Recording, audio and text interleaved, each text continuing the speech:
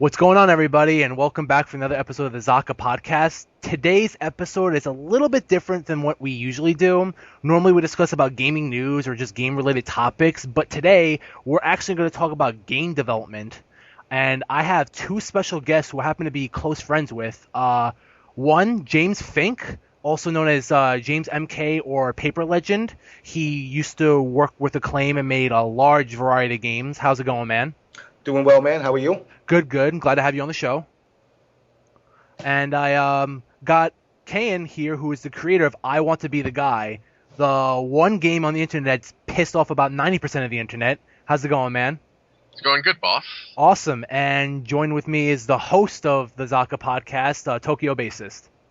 Hey, how's it going, guys? I'm sure you guys found it awkward that the co-host is, announcing everything, but it's all good. Yeah, I funny. figured since I'm friends with both of them in real life, it'd be more like, it would make more sense for me to introduce this episode. No, it's funny. Yeah, so I guess we could start off with this episode with you guys discussing your background and, like, history with game development. I guess whoever wants to start off first can go ahead.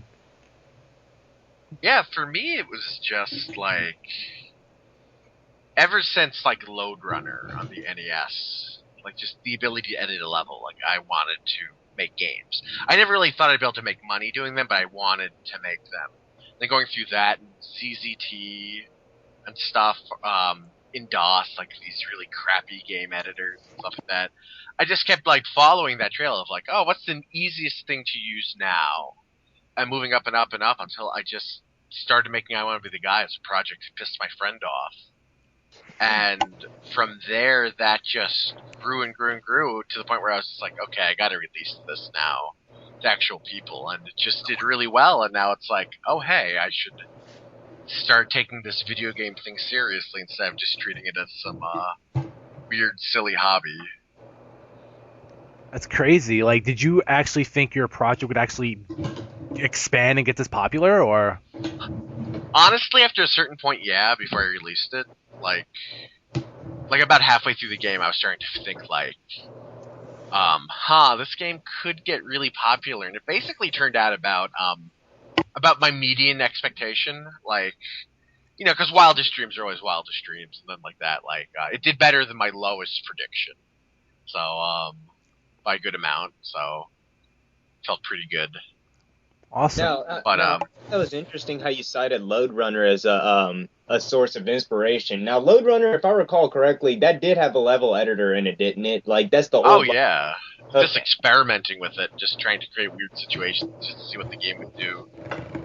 Yeah, because I recall that game, playing that on Game Boy, but I think it was also on NES, wasn't it? Oh, Load Runner is one of those games that was on, like, every Everything. platform ever, like PC versions, DOS versions, Mac versions, and just absolutely everything. Right on. What did Yeah, you have it basically- for? I had it for the NES. Alright. Right on. Word. And yeah, I guess, and James, what about you, man? Like, where'd you get your start? Alright, where did I get my start? I started, obviously I've been gaming since 1974. The first games, obviously I could say the Space Invaders and all that, but that didn't really attract me as much as competitive fighting games as they began, like Yeah Kung Fu, Karate Champ. But I go back, Atari XO football, with old roller balls on a tabletop. From there, I just, I fell in love with gaming in general. I've had every video game console from 1974 up until recent. And then I had entered the Nintendo World Championship back in 89. And, from there, I wound up hooking up with a job with Acclaim. A girlfriend of mine at the time, sister, was secretary over there. And they said, my soon-to-be brother-in-law is a great player. He should be in there testing games. So they'd actually brought me in there and gave me Othello and told me to break it. So, I basically crashed the game a couple of times, and from there they were like, you're in. And then I guess from 1990 to I guess close to 97, 98. I worked on, like I said, well over probably about 100 titles. Everything from, Simpson related, anything Marvel related, anything that was Midway related at the time, any of their arcade games that they did, we were given first dibs on if we wanted to do them for the home console, i.e. the World of Mortal Kombat. A lot of the other games that we would get, they would be games that smaller developing houses out there would turn around and start a project like your game, for example. They would see that and they would say, hey, you know what, we want to publish it. And they would buy it, as the version as it is and try to make some improvements on it. So, we did a lot of games like, in fact, I think it was Adam Family was another one that we wound up doing that Ocean was the company that actually developed it halfway through and then decided they didn't want to. And then we turned down games too. There was back in Super Nintendo days, Rock and Roll Racing, which had like Black Sabbath music with cars. We actually turned that down, but we were given the option of picking it up if we wanted. So, it's a weird business. It's not a business that is cake like most people would think. Everybody hears, I'm going to go make video games for a living. You're like, wow, really? That's all you got to do is play video games? Development is, as Kayin, it's a lot different. It is often horribly tedious. You're talking, 18-hour days, 18-hour days of doing this. And, at the end, you make decisions on quality over quantity to get things out in time. And, sometimes you have to sacrifice quality to get a game out and get it released on a certain deadline.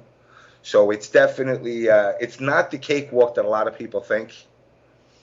But it's, if it's a passion that you have, if just pushing buttons is not enough for you, I tell everybody, get to school and try to get in there if you can. It's a West Coast thing right now primarily.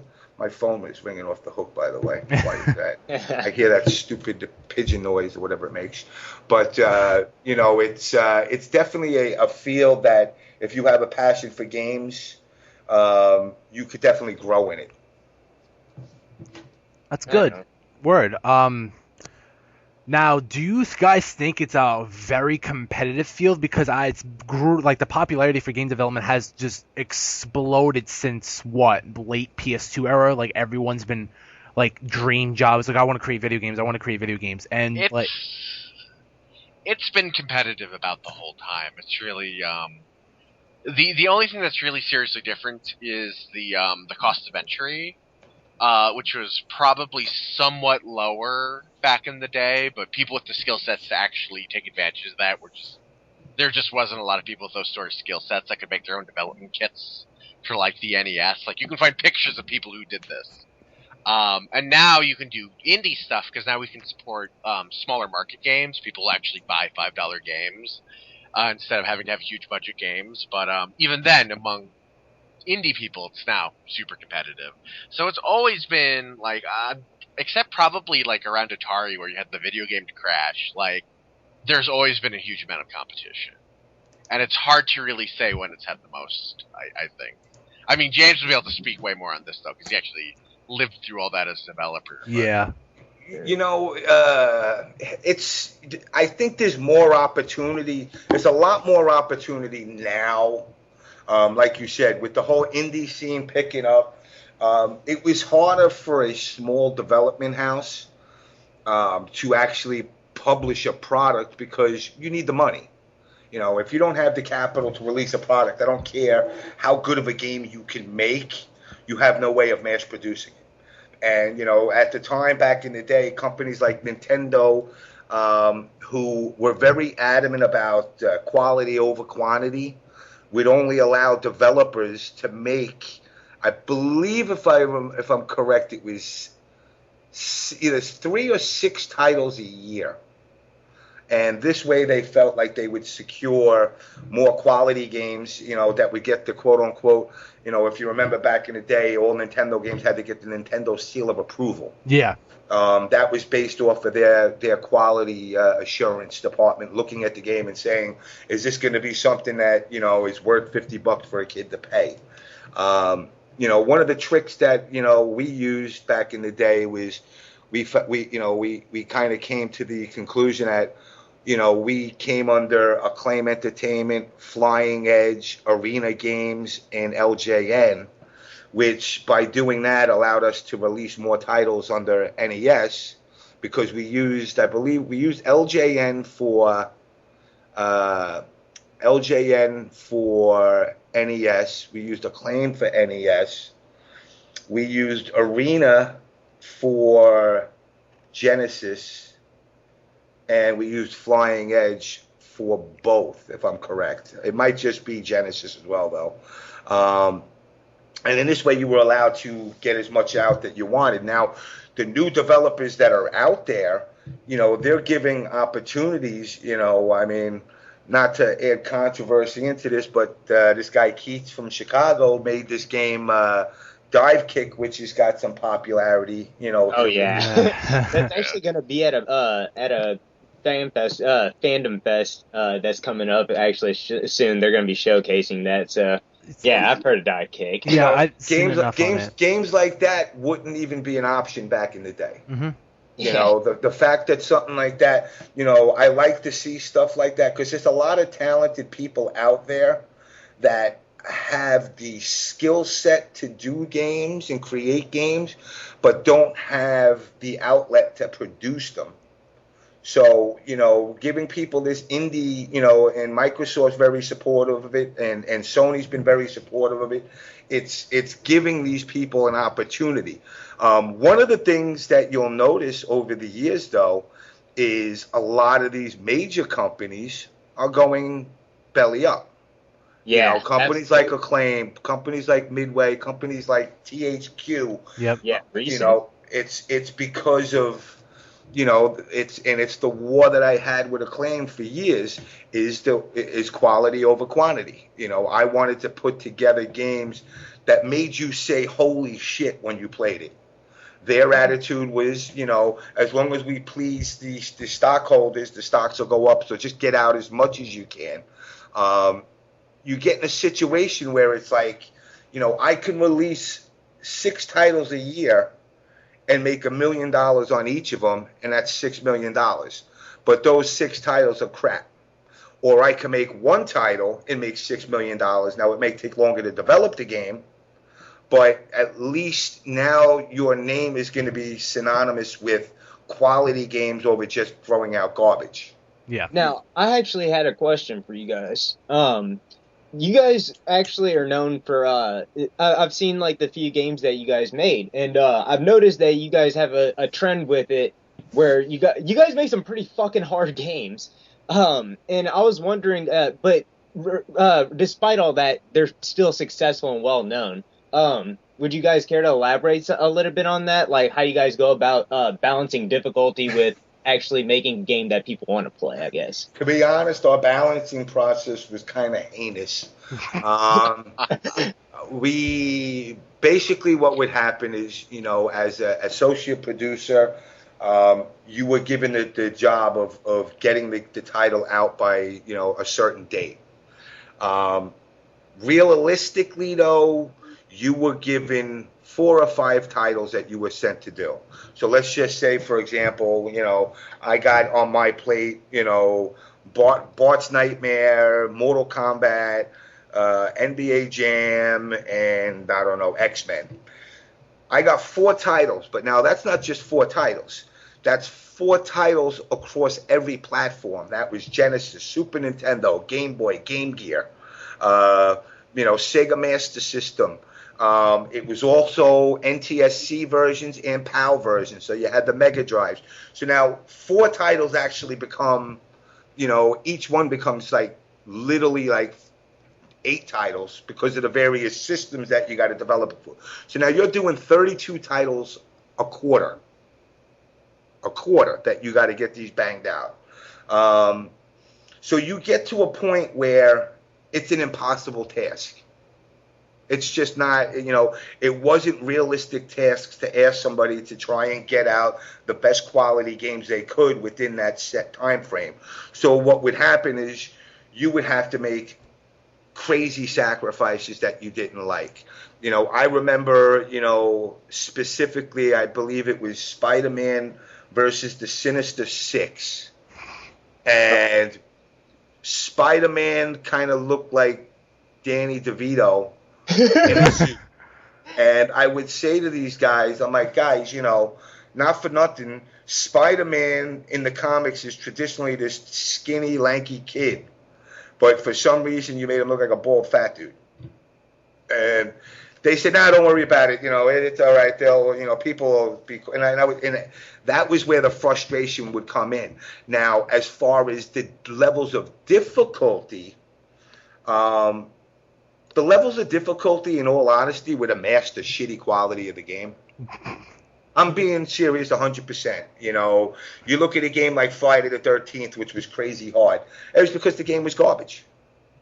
It was a horrible game, so they said, if we make it so hard, they'll get frustrated and it'll eventually go into the corner with all the rest of the dusty games that they don't play no more. But we still made our money. And that was the sad truth of it, was that bothered me, this quality over quantity issue. And I'm saying, well, why would you want to make the game so hard that the kids wouldn't finish it?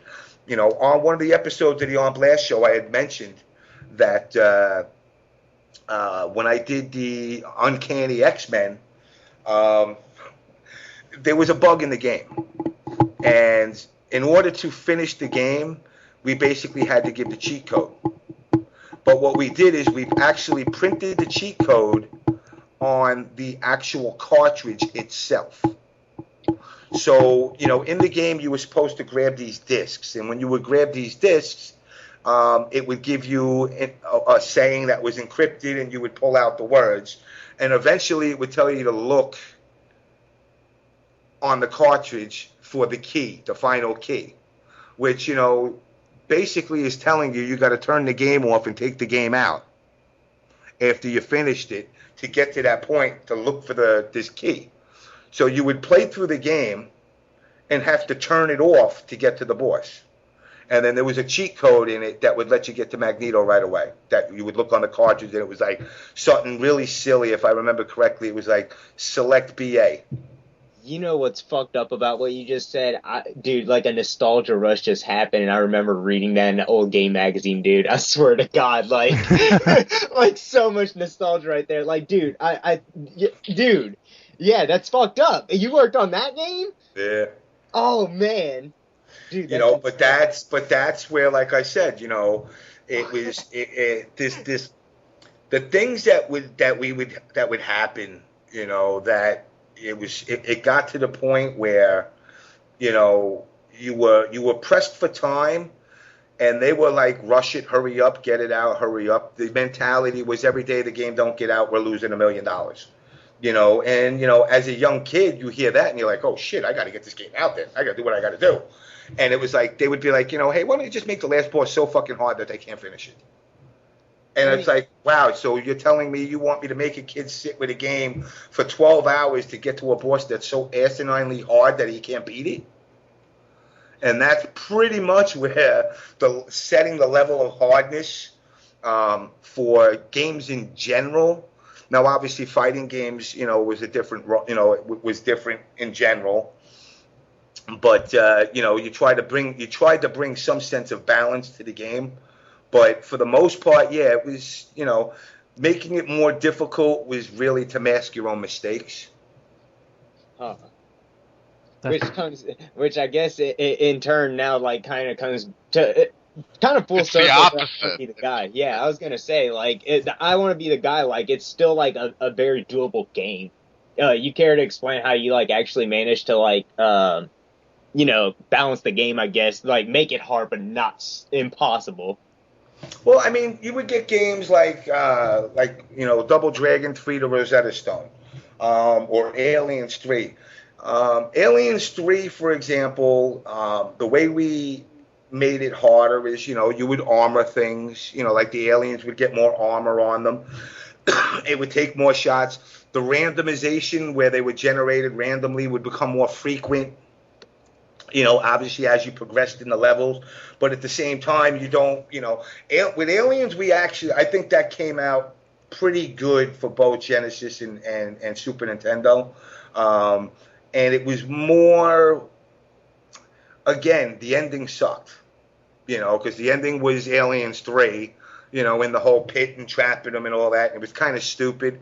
But the progression getting up to them, what you're trying to do is, as you're developing the game, I'm playing this game now for 6 months, 8 months, a year, or whatever straight.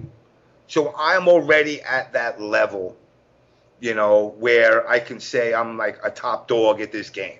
So I can't, you got to try and find that midpoint, and you say, I've been playing it for a year, but a kid's not going to play that game for a year. So, what I say, all right, well, you know what? If I make it to the part where I say, damn, this is hard for me, I just made it impossible for that kid that's going to play it for 2 weeks. Yeah. So you kind of got to say to yourself, let me find a midpoint. And then what we would do a lot of times, we'd bring in focus groups of kids, from the town or whatever, and say, hey, come in, here's some free pizza, and, here's a copy of Othello. Play this game and let us know what you think. If you do that to, like, today, they'd be like, what? And parents would just call you guys pedophiles or something like that, seeing how sensitive this country is. Like, shit. But funny enough, when you said you're not going to get a kid to play a game for a year, I guess I'm the prime example of how that's not true, because I remember when we first met each other and I found out you work with Acclaim, and I was like, did you have a hand? Yeah, exactly. And I that was my fucking childhood nightmare, and I spent years maximum crappage. Yeah, like, I love that game no matter how bad you say it is. That game is so much fun. The fact that I now know how to beat the game, like, I love that game. Now that I can just kick its ass, I'm like, fuck you gave me nightmares when I was a kid, now it's time for you to die. Like, but now when you played it back when it first came out, how fucking hard was that? Oh, like, honestly, I'd get up to Prospect Park and get my ass kicked. Yeah, dude, I'm gonna just say this much now. Prospect Park's probably one of the most dickhead moves I've ever seen in a game, dude. I'm sorry, I've played boss rushes, but that was on another level. Yeah. Like, that was on another... Dude, that is a big boy's game. I'm sorry. That's the big boy brawler. And you know what? Just like the guys over at NRS, I see Paco come into chats and everything and troll people. Yes, we trolled you guys back then too. We said, you know what? We're in the middle of the game, we're just gonna make it a level stupid hard. So you stock up and you're like, yeah, I got 30 guys. I'm gonna whoop this game's ass. You walk out of Prospect Park, you're like, what do you mean I only got one continue and one life left? So I mean, it was, we definitely did troll to degrees in certain games. I remember, I forgot what the Super Nintendo X-Men, not Children of the Atom, X-Men, I can't remember the name of it. But it was an X-Men game that we did, and we made Juggernaut stupid hard. But you needed to use, you could select your guys that you wanted to pick, but you had to use Spider-Man or it wouldn't work. Yeah. And you would go through all the other guys. You would just basically waste your continue. Kind of like, one of my fondest memories as far as like the Nintendo, the game that made me like really go, wow, you know what? It was very creative. Mega Man 1. Oh. Mega Man 1 was great because you needed to do level X to get this, to beat this boss. If you didn't do that, yeah, you could beat him. Sometimes you couldn't, though. And it was like, freeze beat fire, rock beat freeze, Electric Man, I think you were able to use just the regular bullets. Cutsman, you were allowed to use the regular bullets, but if you didn't use the Cutsman's weapon against the Electric Man, you couldn't beat him. And they basically made you rethink the way you would play a game. It's not just it kept the linear aspect of a game, but still made you choose the right ways to get there. So basically, you had to crack the code of who do I beat first to get to this guy, but it was still a linear game by nature. So, I mean, it definitely, that game, for me, really between that and Bionic Commando were two games, Oh, good you know, call. two games that like really made me say, wow, you know what, platformers are actually, you know, growing, you know, as compared to what it used to be, you know, which was like, you know, games like Outworld, just start from point A, get to B, to get to C, and then you get done with the game. Mm-hmm. You know, so I mean, it's definitely, you know, there's a lot of people out there that put a lot of creativity into developing games that, you know, it kind of gets taken for granted. And now I look at games and I see them kind of stepping backwards, you know, like we were saying earlier, just kind of getting into this, you know, I'm going to tell you where everything is. I'm going to tell you what to do. All you got to do is do it. But if you can't do it, you know what? We'll help you out along the way. I actually want to get into that like later on though, because I have a question about both of you guys. How you feel about? But I got a question real quick, just while we're still on the balance thing. So what's up? Vaguely, for James, Mhm. when you were working on stuff back in the day, how quickly could you iterate on something? Like how long would it take to get from we need to change something on a stage to actually being able to test that change? Because when I think about what makes it so much easier for me to balance the games I work on, is that I can compile and have something on my screen in like 10 seconds. So I can go step by step by step by step and make sure everything is smooth as hell. And I can't imagine that was the case back in the day. Absolutely not. Back in the day, one thing people got to understand is, you know, Acclaim Entertainment did not do any of the programming. Programming was done by outside development houses. Like, for example, they bought Sculptured out in Utah. They bought Probe over in England. We used to use a company, Beam, out in Australia. Here's one of the nightmares that we came across. I remember specifically. We did NFL Quarterback Club Challenge. We had Beam software out in Australia doing it. Well, first problem that we came across, which was a major oops, was Australia works off of the metric system. Therefore, the football field was done in meters, not yards. So 100 meters compared to 100 yards is a lot more fucking distance. Yeah. So, you know, and they didn't understand the whole concept of American football. You know, a lot of developers out there, not all of them, but a lot of developers out there are kind of, you know, sheltered, quiet. Well, we could say computer geeky people, not much athleticism in them. And they don't really grasp the concept of American football, but yet we picked these guys to develop a game which made no sense to me, and I'd always vented my opinion about that, and they said, no, they'll get it. And, you know, we would wait sometimes, depending on, you know, our breakdowns of bugs. You know, you had a class A, B, and C. You know, an A was a mandatory fix. Game crashes, prevents you from actually completing the game. A B is it affects gameplay. Fix it if you can. But if time restraints come, we can let it slide. And then a C is just, you know, hey, you know, wouldn't it be cool if this guy's hat was blue instead of red? You know, so C's were like the least. But, you know, if you were to get an A bug, depending on, you know, how bad it was, when we used like Genesis, for example, when we tested the games, we tested them on the development kit, and we also had an address checker that when the game would lock up, it would lock up the address, so you would be able to find out exactly where in the code that's causing the corruption that actually would freeze the game up. But you still had to wait for the process. Back then, you know, everybody had whatever 56K modems, and we're uploading back and forth on our, you know, our Acclaim BBS back to their BBSs, and we would be burning the ROM. So you could get a game, you know, if it was depending on the time of it, you know, if you're talking like November, the game's got to be out for Christmas time. You know, a game like Mortal Kombat, obviously you're saying rush, because this is a moneymaker. But if you're talking about a game like, you know, Bart versus the Beanstalk, Bart and the Beanstalk, you're like, yeah, it's going to do okay, but it's not a big rush. And it's only a Game Boy game, for example. So, you know, that one might take a week before you get a copy back. You know, but if it was an important game or a high-profile game, then you usually try to get it back within a day. But never in the same day, never 10 minutes away. unless literally it was during approval time. If it was during approval time and we're like ready to send the game out and we find something and then it's an emergency, hurry up, fix it, and get it back to us. But even then, you got to understand, you're talking about, 8 meg games back in the day, that with a 56K modem, it took forever in a day. And then it took like another 45 minutes to burn the ROMs, So, I mean, it was never a 5-minute thing.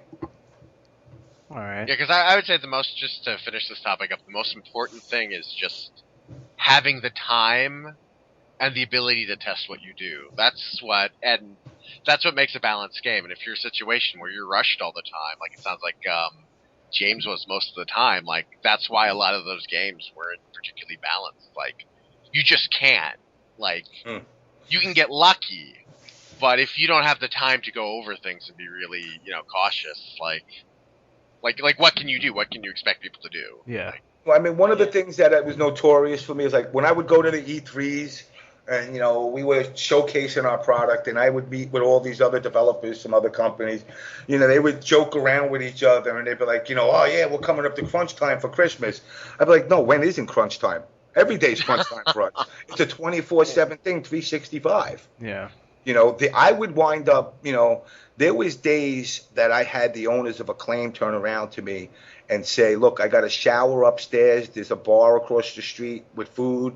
You can order food and that. Don't leave until the game's done. And I would stay there for a week and a half to 2 weeks without even going home. That still happens. I know the boys at NRS put that kind of hours in on Injustice.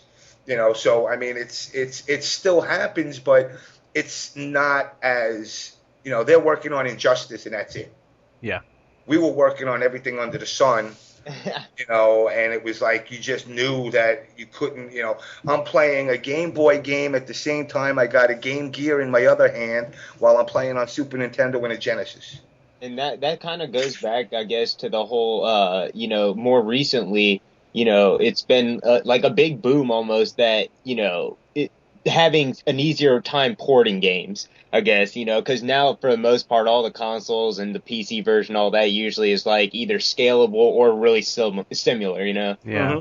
So, I mean, I could see why, because, I mean, yeah, like, it's not like back in the day. I'd say definitely older games probably were harder to do, because, I mean, hell, people are sure they can do sprites today, Mm-hmm. I mean, if you look at a game like Mortal Kombat, for example, first of all, the arcade cabinet was not a quick conversion because you're converting it from, I forgot what the size of the game was overall, but it's not an 8-bit game, or even a 16-bit, game. It's got its own processor. It's got its own graphics card. You're based off of, you're limiting yourself to 8-bit sounds. If you looked at the way Mortal Kombat 1 for Super Nintendo it looked beautiful. Yeah, it actually does look better than the Genesis version. But it played like shit. Yeah. It played like shit, but then you looked at the Genesis, which had less colors, more grainy, but played a lot better. Ooh, I don't know, man. Like, I personally played the Genesis version fairly recently. I wasn't digging it too much, other than the blood. I mean, to me, comparing it to the arcade game, that played more like the arcade. One thing you noticed about the Genesis version is there was like this sticky, slow reaction on the pad. Mm-hmm. Like character, you would hit something, go 1, 2, and then the move would happen. Where Genesis, it was more instantaneous. So I mean, but like I said, graphically, you look at the Genesis and it had that it looked like it was raining in England while they were making it because it was all dark and grainy, even on the daylight boards, and it had that that cheesy ass like 6-bit sound processor going on it. So it was like you only had you literally only had a couple of highs and mostly low notes. So you had that annoying Mortal Kombat sound that came out of it, and then whatever else you could incorporate in that you can get away with. You learn to cheat and cut corners too. I was talking to one of the players that played for my team, this guy OBS Rattlehead over in Texas, is a blind player, and he plays Mortal Kombat 9. And he says when he plays the game, Mortal Kombat 9, he hears the sound, and by hearing the sound, he can tell from what side of the screen you're jumping on, because there's an actual distinct difference in that sound. Where what we wound up doing back in the day is like, all right, you know what? We could actually make the jumping punch the same sound for just the jump. Because it sounds similar, but you really can't differentiate it. And that's how you would cut corners to save on space. Because that's the other thing a lot of people don't realize. You know, back in the day, we were limited to a cartridge. When it's full, that's it. There ain't no more. You know, where now, you know, the days of CD, you know, surprisingly enough, I'm surprised there's not a lot of developers out there doing Blu-ray games. You have so much more space to do stuff that, you know, you pretty much are unlimited of what you can do as long as you're willing to put in the time. Yeah. Now, I had a question regarding Blu-rays. Would you say that the reason why is it like actually expensive to use, and is it like I guess you could say like not really a hindrance, but like is it kind of like a console only thing? Because, you know, the fact that PC for the most part is like still a low adaptation rate, I guess, for actually having like Blu-ray drives and stuff. You know, it's like, I think the reason that it's not catching on, to be honest, is greed. Because people are looking at it and saying, well, if we're going to put in X amount of effort to give them this much more, how much can we get away with charging? And that brings you to the point of how much is a kid willing to pay for a Blu-ray game, like we'll say a game like, say, Final Fantasy. You know, where if you do a Blu-ray game, you know, you got 4.8 gigs of data, you know, and if you do the double layer shit, I think it's what, 16? You know, you can actually do, I think it's 16 if I'm correct. My math is horrible. I know it's 8 and change. It's 8 and change. I'm trying to double it. But you could do so much more. But in order to do that, you got to look at the cost of developing. You know, you got to pay the workers. You know, I mean, most program house people are on salary anyway. So you kind of got to look at it and you got to go, well, are we going to charge these kids $200 for a game? Who's going to pay that? Yeah. And if you're going to make a game that good with, you know, with Blu-ray, and you're going to have, you know, extra long footage and bigger games, you know, you come back to the issue of what I said, quality.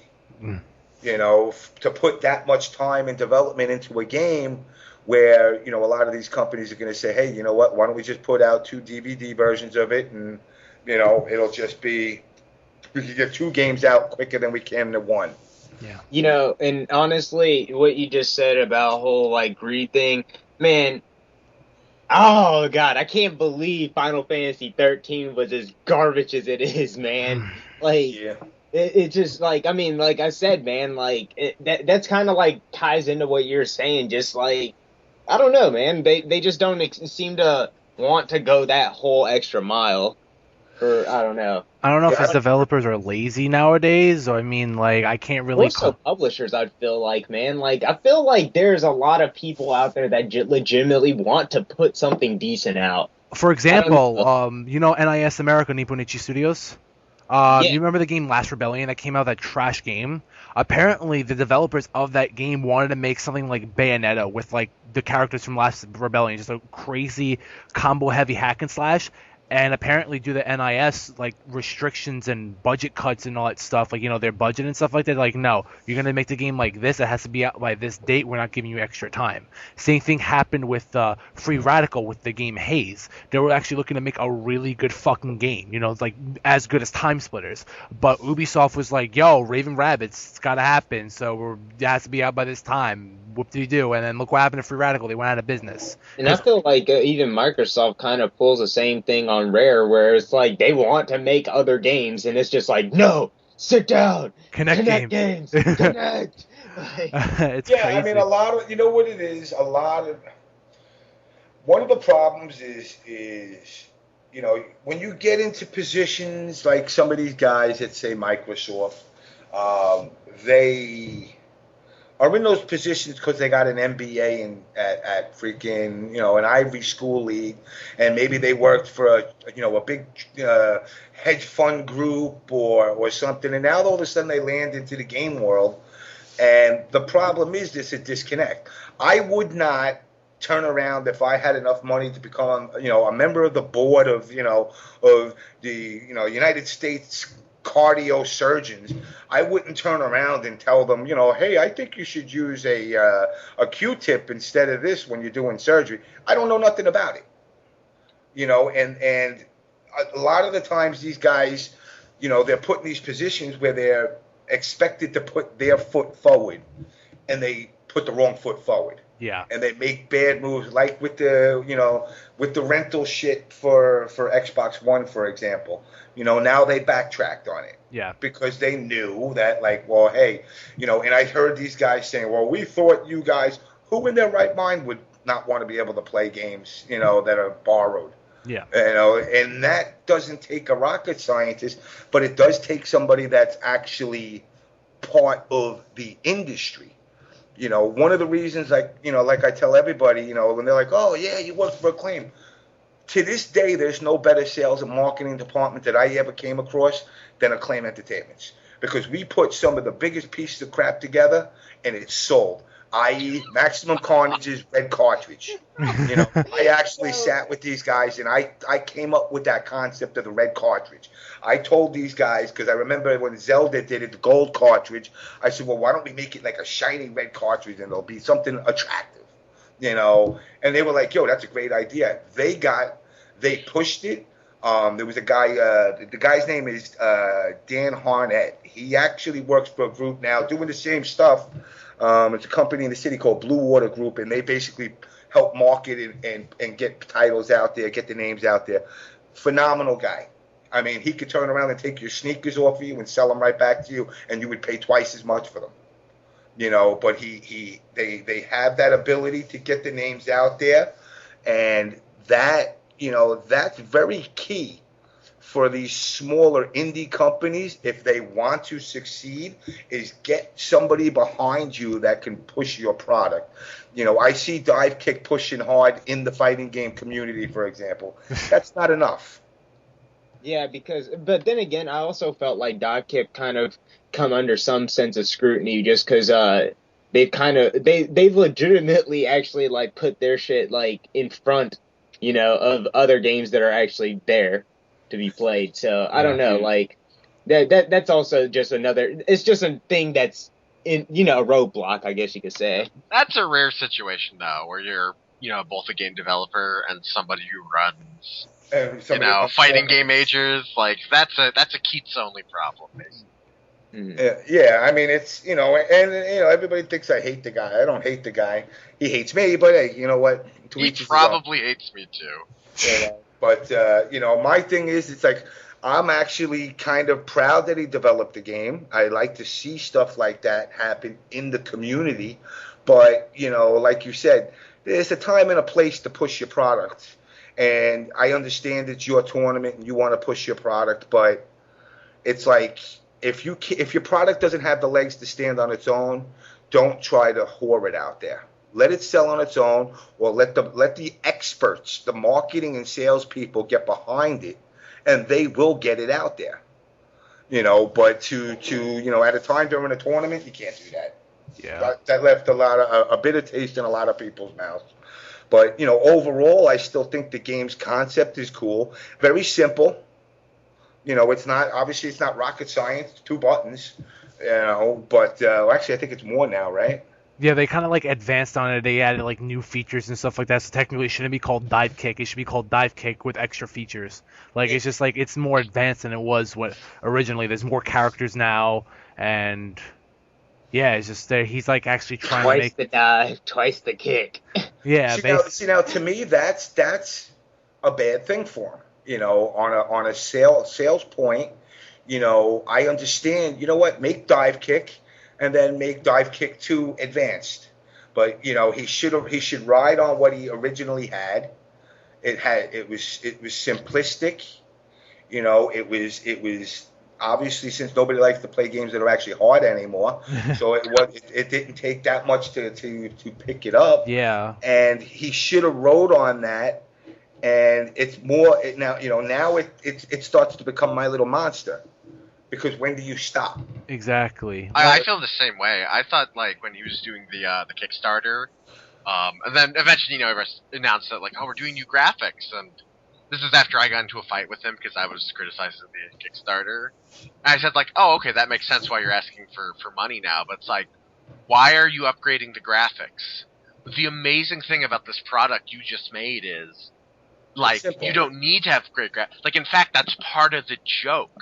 Yeah. That's part of the charm. Why are you giving this, like, needless frames of animation? And it doesn't even look that much better. Like, it looks a little bit better, and the animation just kind of it makes it more obvious that, how bad the graphics are.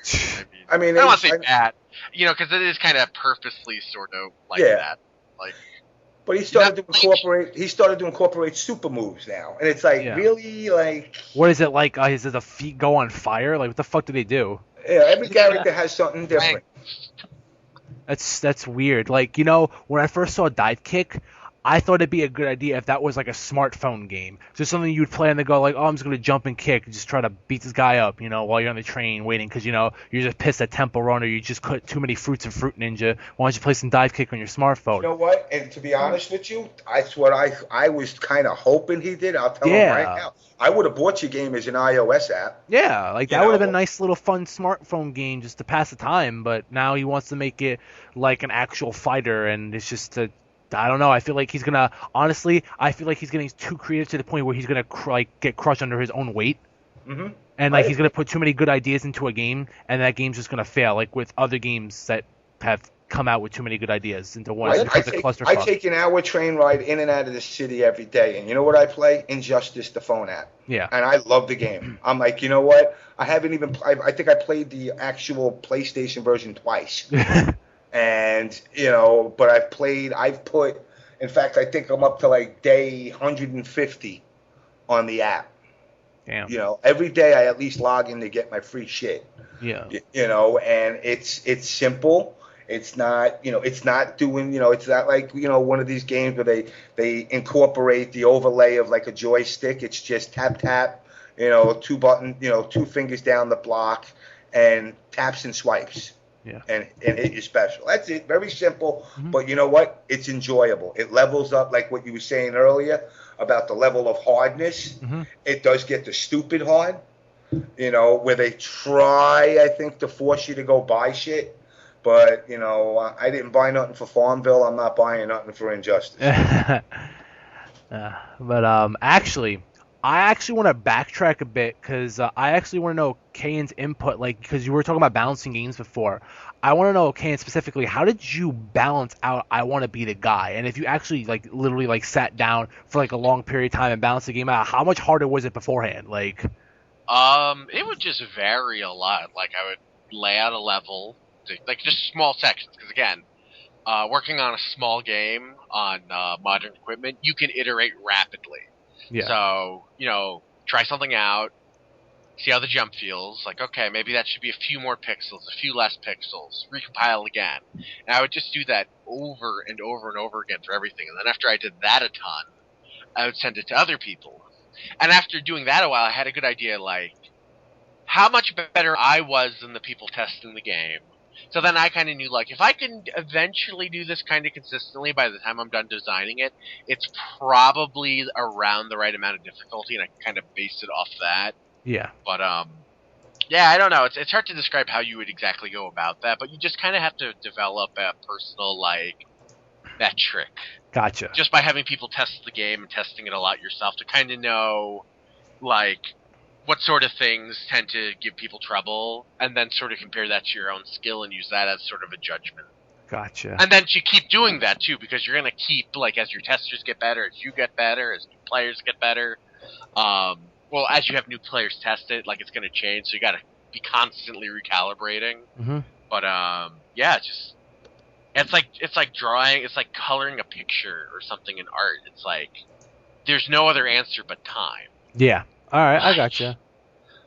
Now, going from that, this is a personal question I actually wanted to ask both of you, both your views on this. Now, as we all know, games have advanced very quickly in terms of how they look, how they handle, and just overall feel of a game has advanced. So programming a game is a lot harder now. How do you feel about a lot of these game companies pushing sequels and like other chapters of games like yearly, and like the amount of like bugs and game breaking glitches that are in games now, and then they just like abuse the whole patching and DLC system to fix their game or to add stuff to it? How do you guys feel about that compared to like back in the day where you would create a game, you would finalize it, and then you would have a finished product out on the shelves right away, no ifs, ands, or buts about it? Go ahead. I think from what James was saying earlier, I would actually say now is a little bit better because if you were to compare it to back then, a lot of those companies were willing to just send out the broken game. It's like, well, we don't even have to patch it. Whatever, deal with it. At least now there's a degree of recourse. But like with a degree of recourse, though, don't you feel like some companies will tend to like rely on that rather than actually fixing the game? They're like, oh, do you think like some companies are like, oh, we'll worry about that another time, like in the future Well, when people. actually, go ahead. My bad. I think really like when companies take their release dates really seriously. So generally, unless a game is like in a really catastrophic state, like we're talking like what was it, Colony Marines or whatever, like that probably would have gotten delayed in another time. But for the most part, most of these games, like they gotta make their deadlines. They're just gonna most of them end up still being playable. They're just gonna be shit. Now at least they can deal with it. I really don't think you would see people like, oh yeah, we're gonna delay the game for like a month. Like it happens, but it just doesn't happen that often because you generally have so much marketing energy based around the timing of releases and stuff. Usually when delays happen, they happen a lot like earlier, and it's really harder to predict. Like when the way the games are broken, like when we get them, like those tend to be like last minute QA bugs. You can't predict how bad those are going to be all the way back. I would say the only difference now is like the bug thing. That's just you can't do much with that. But DLC is the big game changer because that means you can be brief of content and make up for it later and get more money. That's a little different, and I think in some cases it's a good deal. Some cases it's a terrible, scummy deal. But that does change how people develop games. Well, this is the thing too. From us, like me and Hijo, me actually, from a consumer standpoint, for a lot of these companies like Ubisoft to sit there and release like a game like Assassin's Creed at launch, that being that fucking buggy, Yeah. like that's what I'm saying. That wouldn't be passable, would it, back in the day either? That's why I'm like very surprised. Like I don't know. I've been lucky. What's up? I'm lucky again. I haven't really played any game that I thought was like super ridiculously buggy at launch. But I've also been like I'm a lot more selective than I was younger. So, and I usually get stuff. I rarely get stuff day one anymore. So this might be a hard thing for me to. Yeah, I gave up on the day one days. I stopped being that sucker. That's just disappointment. Like I'll wait like for like a month after people saying a game's great, and I'll be like, oh, I guess I'll pick that up. I mean, when you get games, like I said, the difference between then and now is there was no hot fixes. There was called a recall, and you didn't want your game recalled. So you did your best effort to either hide those bugs. Like for example, a tactic that we've used. I don't know if you guys ever played Ikari Warriors for NES. Mm-hmm. Getting stuck in blocks every 10 feet, and because if you would play a 2-player game, if the one guy advanced too much, you couldn't scroll backwards. So if he advanced too much, but there was a wall that you were hanging out by, and he went up too high, you couldn't get out the wall. The only answer was start the game over. Stuff like that. What we would do is, if we started to see trends like that starting to happen, we would just say, let's block that section off, or let's remove the wall. Right, let's not have the problem at all. Just totally bypass. Because essentially we had no way around it. But like, with Assassin's Creed, for example, you can fix stuff on the fly. But at the same time, I think they've taken more of a laxed approach, saying now all they got, we would just fix it in a patch. But sometimes things like, I know Hito knows this, input bug in Mortal Kombat 9. Yeah. It wasn't an issue. Everybody's saying, just fix it, just fix it. Yeah, but you would have to rip the whole game apart in order to fix it. And Who in their right mind's going to do that? Well, what bothers me too is just like the fact that they kind of take advantage of that in the sense that, if you release that game in that state, you can't necessarily fix it if you don't have the internet and stuff like that. Like if that goes out, like you're not going to be able to like patch it necessarily. Yeah. So that's kind of limiting like who can actually access this like game fixing thing. And I don't know, man. Like to me, that shows like it doesn't make any sense, basically, like, considering how many, especially a game like Resident Evil 6, where you got so many people, you got over 600 people working on this game. That's unprecedented. Like, I've never even heard of anything like that. I mean, usually we had 2 programmers, 2 testers, an associate producer, and a producer. That's it. That was our team, and I worked for, when I was at Acclaim, we had, what do we have? Black, gray, red. We had four teams, I think it was. Oh, and the pink team. I worked on all 4 of their teams. I bounced around. I was like the nomad, I was Mr., fucking wise ass, super tester and all that. So everybody wanted me. I was like, I was Agent 69. If I can get through the game and say, hey, it's all good, then you knew it was good. Yeah. If I couldn't break it, it wasn't breakable. But that's also, in theory, there is no such thing as a non-breakable game. Even, to me, to this day, the best developer, hands down, has been Nintendo as far as bug-free games. But even they had the negative world in freaking Super Mario. Or like Ocarina of Time with all the speed runs with the bottles and just the sequence breaks is ridiculous. It's kind of great, though, because if you have bugs like that, like if you make sure that at least your casual player won't break the game, bugs like that add value to the game. Yeah, exactly. That bug becomes an Easter egg. Yeah.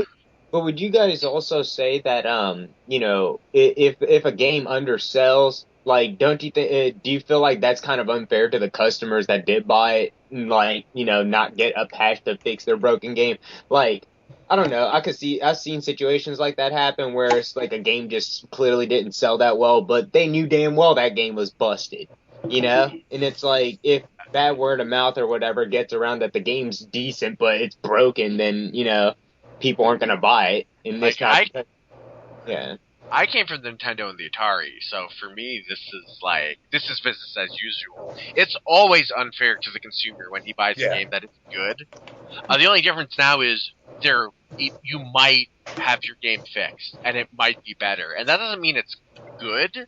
That doesn't mean that's a good thing that happens, but that's better than the alternative, which is that you just have a shitty game. And seriously, like if I just think about all the games I had on the Nintendo and Atari that were just awful, like there was nothing stopping people from releasing really shitty games. Yeah. Just basically like download like a ROM list of Nintendo games, like every game released, and just randomly pick games. And the majority of games you play are like almost unplayably bad. Like Dr. Jekyll, Mr. Hyde? Yeah, right. Like they're just atrociously bad. You mean like Friday the 13th? Yeah, like just like there was just lots of crap like that. We always just remember what was really good, so it's easy for us to act like, oh yeah, things are so much better back in the day. People just sold games and they worked because we forget all the crap. One of the big factors that has changed, and you know what, I'm gonna confess on here because I was bad back in the day. What I used to do is, what a lot of people used to do. If you went and bought a game and it sucked, you would bring it back to the store. And then, as time changed, I'll admit this, we used to get given, whatever, as many games as we wanted to take. So I used to take boxes of fucking Bart's Nightmare and just return them to the store right out of our company. and they would give me the cash, and I was like, cool, So, and then all of a sudden, Toys R Us decided to come up with this Jeffrey Giraffe money, and I'm like, what the fuck is this? I want my money. They're like, no, we don't do that no more. I said, but the game's not open. Yeah, we know, but, because you didn't have to bring a receipt or nothing. Just bring the game back. So you used to have a time where you could bring games back based on that.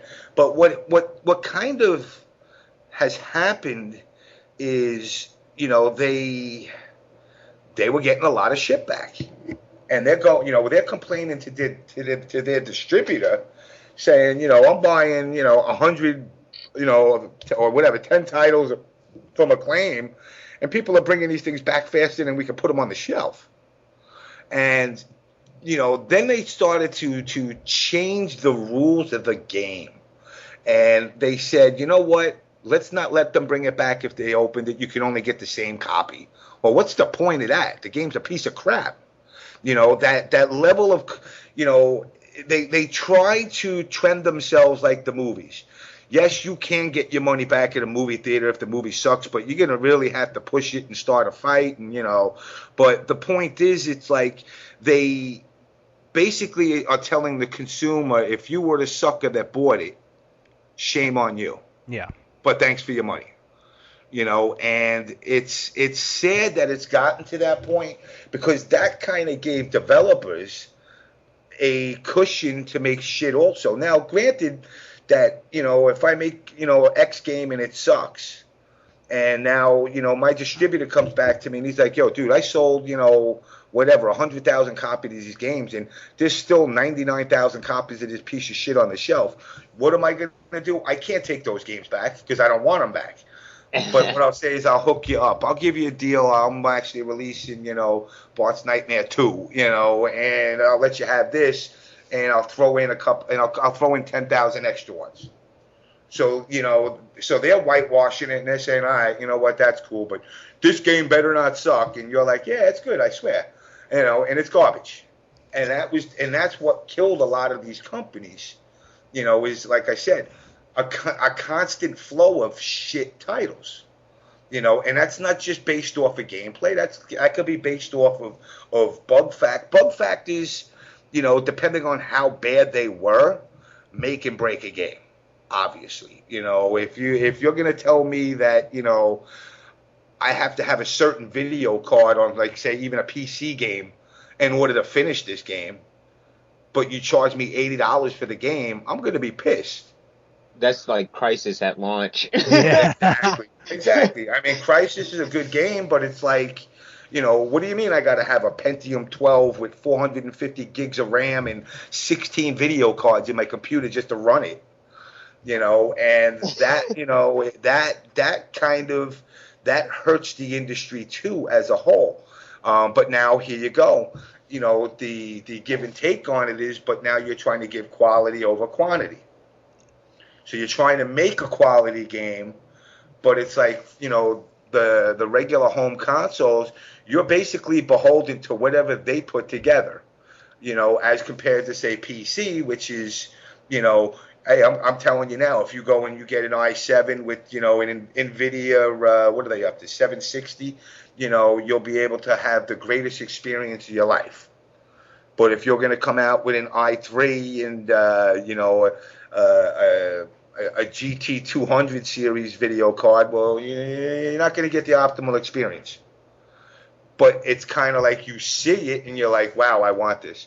So now you're telling me I got to go spend $300 on a video card, another $200 on an extra 4 gigs of RAM just to play this game at the optimal settings.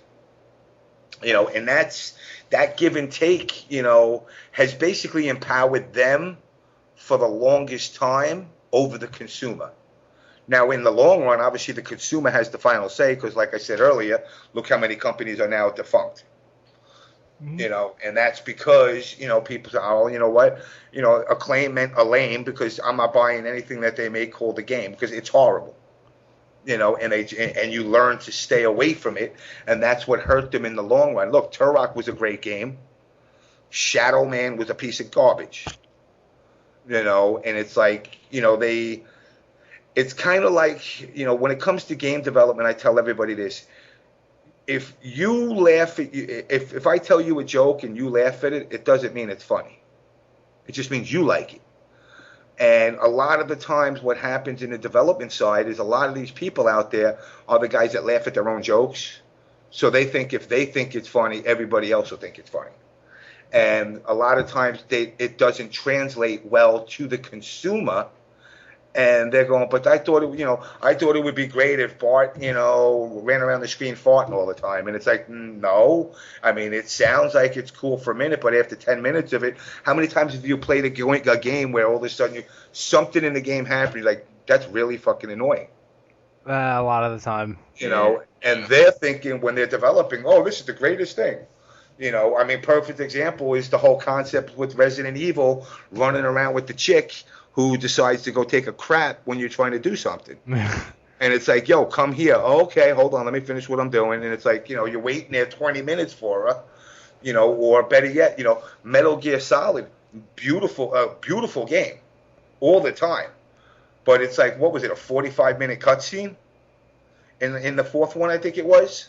Or 30-minute cutscene? The ending cutscene was almost an hour, like a movie length. It was nuts. Yeah. And it's like you couldn't even bypass it if you wanted to. You had to watch it. And I'm like, wow. They even tell you, like, don't play the game unless you got time.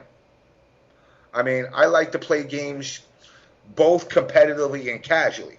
But when I want to turn the thing off, I don't want to feel like, oh, shit, if I turn this off, I actually missed the whole story that I've been playing for 3 days. I'm going to miss this big hour chunk of it. So you're like, all right, I'll sit and watch. I still haven't done it, to be honest. I've actually had the game, and I just started it up a couple of weeks ago, and I'm like, I'm going to finally get to play this thing. And I still haven't gotten to that point. So when I come to that, I'm sure I'm going to be pissed having to wait an hour watching it.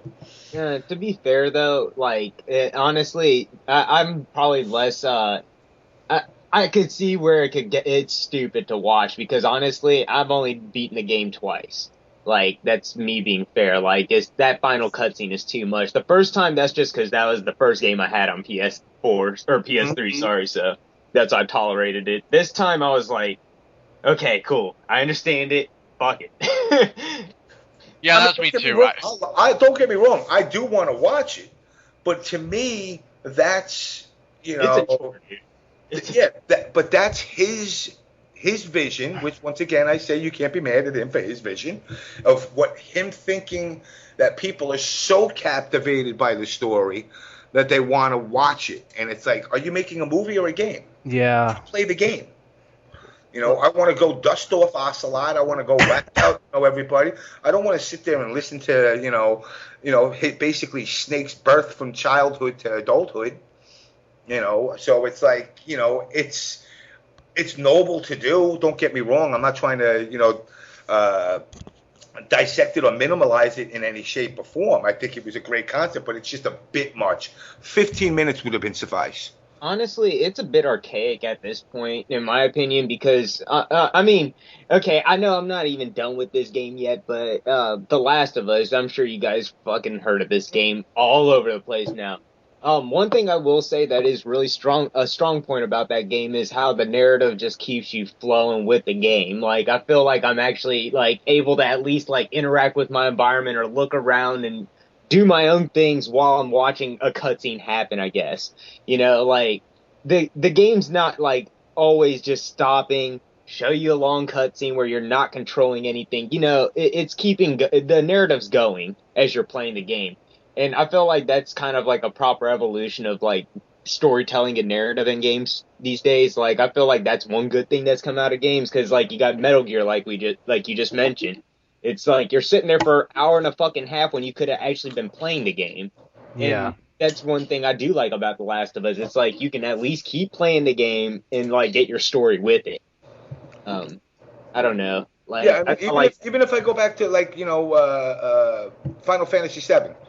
I'll never forget it, because that was really the last Final Fantasy I was really embedded and enthralled with.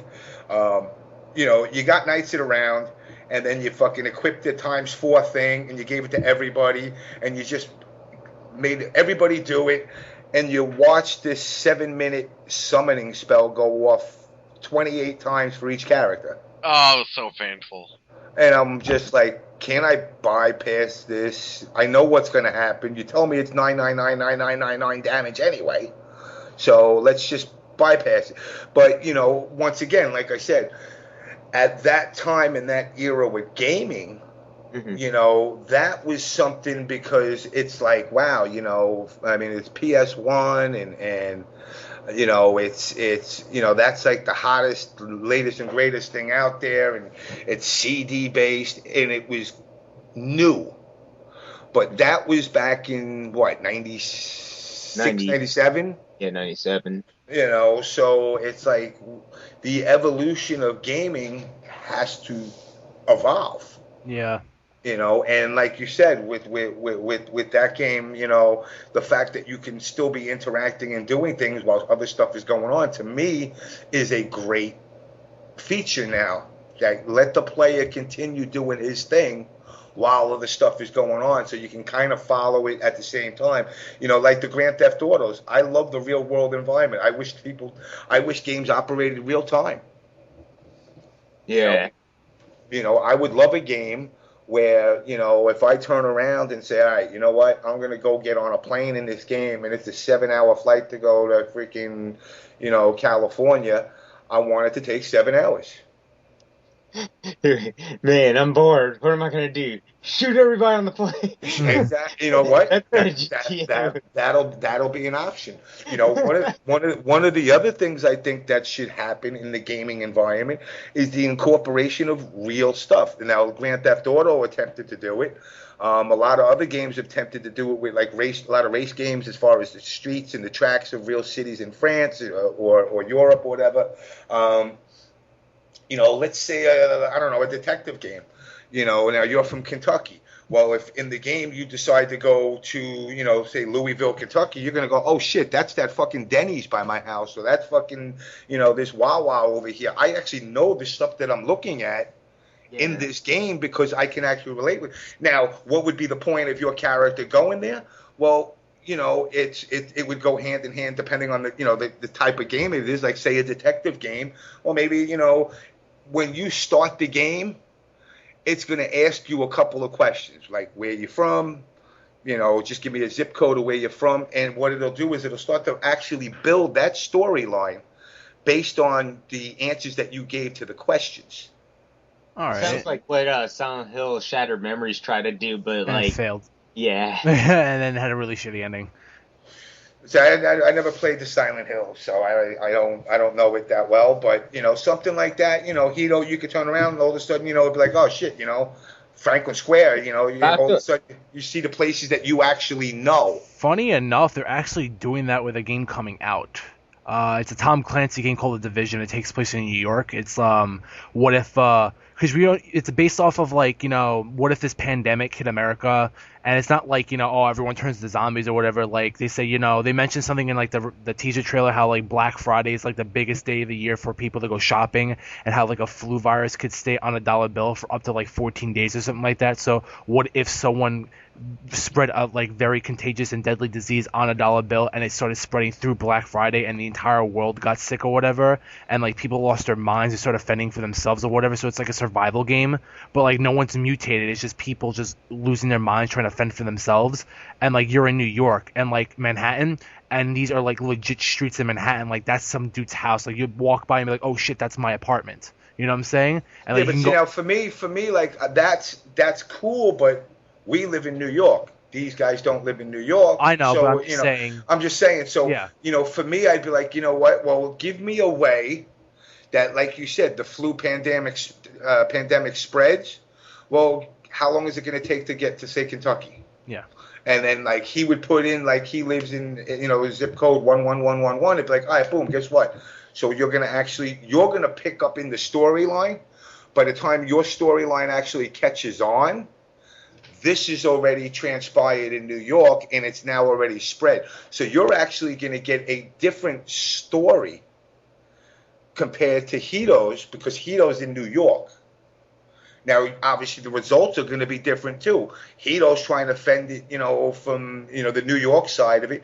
You're trying to fend it. It's a real, and I think it's the next evolution between that and real-time real-time recognition by the CPU, which is what the Kinect is attempting to do. Yeah. I don't know if you guys saw the Milo demo that that French company did. Yeah. Yeah. You know, something similar like that. You know, that's the next step. You know, after that, you're gonna feel the pain. You know, you get punched in a fighting game. Actually, you're like, damn, my fucking neck hurts. You know, that's, you know, we're constantly evolving with this because, you know, let's be realistic. As humans, we crave more and more and more and more. Yeah. You know, if you look at, you know, the graphics of, say, you know, Space Invaders or Omega Race or Phoenix from, you know, the 80s and compare them to, you know, a game like Lara Croft or Injustice or Mortal Kombat or Crisis, you know, or Assassin's Creed, it's like night and day. You know, so we are evolving with it. Now, I don't know where it's going to go, you know, because it's all based off of trends. You know, somebody puts something successful together, everybody else tries to jump on the wagon. Yeah. You know, and then usually what happens is that guy does something, but the next person does something shittier, you know, and they call it a clone of it. But then 3 or 4 guys down the road, they'll do a version that's more advanced. You know, so I mean, it's you know, game development is constantly evolving. It is entertainment. You know, I tell people all the time that the only difference between, you know, movie making and game development is you ain't got to pay as many actors, and you don't need a film crew. You know, but you do for your initial, obviously, if you're going to do motion capture and whatnot. But in general, it's basically a bunch of guys just sitting in a room creating. So I mean, it can develop into something, I think, really big. I just don't know. Like, I don't know. I don't want to say the next gen with the PS4 and the Xbox One. Maybe it's the Xbox 2 and the PS5. But I definitely see, you know, more real-time stuff because of companies like Google, you know, who are basically telling you, we want to know how many times you fart and wipe your ass a day. And we'll find every bit of detail out on you. So it's only a matter of time before games are actually going to get catered directly to a specific person that buys it. It's already starting to do that when you like pay attention to like the ads and stuff that you see on like Xbox Live and PlayStation Network in the corner and stuff like that. Like where like well, I know they'll just like advertise games all the time. And I feel like they're going to start doing that probably with these new systems coming out. Like, you know, they'll see your buying habits and then probably be like, okay, these are the games we recommend to you. Kind of like how Spotify and all that stuff works, like music programs these days. Yeah. Like, I could see similar stuff like that. But I do have a question for both of you. Like, do you feel like, you know, going into the whole game thing, you know, this current gen that we're in, the PS3 360 era, I guess you could call it, like, I don't know, man. Like, it's really left me kind of jaded. Like, as a gamer, I still found good games, and I still enjoy games. But I mean, where do you think the future lies? Like, I mean, there's a whole lot of uncertainty as far as like us consumers, I guess, from a consumer standpoint, like about games. Do you feel like, you know, we're about to hit another crash, or do you think it's pretty much just kind of conjecture? I don't think we're gonna hit another crash, but we're starting to hit a kind of a churn, which I think is a good healthy thing as opposed to what you know, like the crash hurt everybody. Nobody benefited from the crash. The churn's happening though is because we still have some dinosaurs that haven't been able to sort of get their act together. And if they go out of business or suffer for it, like, it sucks for the people obviously employed there, but that talent will then hopefully get picked up by newer, more nimble companies. Like, I'm a huge fan of Platinum Games, and the best thing to ever happen to them was basically Clover getting disbanded by Capcom, right? Like, besides losing some IPs, it's like they're free now. They can be a smaller, more nimble, more flexible company and actually get stuff done that's enjoyable. So there's probably going to be a lot of that. We're probably going to see at least another few relatively big companies go down. And I don't think that's necessarily a bad sign. Companies go out of business all the time. They did in the old days, too. We just kind of had, I guess, with the PlayStation 2 era, like, that was kind of just, like, a lot of prosperity for everyone. And now it's sort of like things are getting tired. and I don't know, certain like it's just curtains closing on some companies, and they might not. Most of them probably won't even go under, but you know they'll take the hits and they'll have to restructure themselves and get their priorities straight. Who do you think would go out of business? Like, you have any? It's hard to say because it's like it's like you have to know their finances to really know that. Yeah. I mean, the lull that is coming, like you said, you call it a churn, I call it a lull. It's going. You know, companies are going to have to put more focus on the quality again, because you know these systems that are coming out. You know, I mean, reality is they're pricey. You could say $3.99 or $4.99. It's pricey no matter how you look at it. You know, for a bunch of people that have been playing the same system for the last 5-10 years, to all of a sudden have to get an upgrade. I mean, look at the Wii. You know, to the Wii U. You know, it's like I got Phil modding my Wii U now because I'm like, well, if not, it was only going to sit and attract dust. You know, it had no purpose to it. I got millions of games for Wii. I never even opened them up out of the boxes. That was partially because the Kinect basically gave an answer to the Wii. You know, as far as companies going under, you just got to look. You know, like he said, you know, you got to look at the finances. You got to look at what they put out. You know, you got to look at you got to basically. It's hard to predict based off of, just mentioning games. You would have to actually look at the sales of these titles to kind of compile what failed. I mean, you look at a company like EA, for example. Yeah. You know, they put out Madden 92 up to 2017 with minimal changes in regards to roster. You know, they've gotten to a point now where they've evolved this game so much that you're coming to a dead end. It's like, what's next? You can control the crowd. I mean, EA is a great example because EA is too big to fail currently, but they're still probably getting hurt by all the same thing everyone else is, like being a big, huge, dumb company. So whether or not they go out of business or not, like they're going to get a return on their money on certain projects they do that are going to make them stop and go, we need to change this. Like, because even then, like even if a company doesn't go out of business, companies hate nothing more than making less money than they did before. Yeah. So, they forecast themselves, if I sell, $1 million worth of something and the next year I sell 500,000, I'm pissed. Even if my product, even if I put out, lesser of a product, the intent is I'm always supposed to surpass what I did the year before. And with game development, depending on the titles that you put out, the formula gets a lot more complex because you got to look at it and say, all right, EA released, 20 titles this year. I mean, I'm sure none of us bought Rugby 2013, but in Europe they do. So you got to actually equate that into this equation and say, their losses, on title X, does it make up for the game? Does the one that made the profit make up for those losses? If not, well, guess what? I might have to cut this title out, and do lesser titles because it's not worth it. When that happens, you lay off it as well.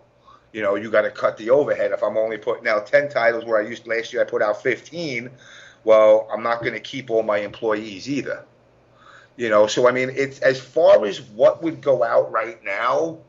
I honestly, like I said, I can't really put my finger on a specific company that I could say like they're just trash, they're done, they're in the bag, because they kind of already got weeded out.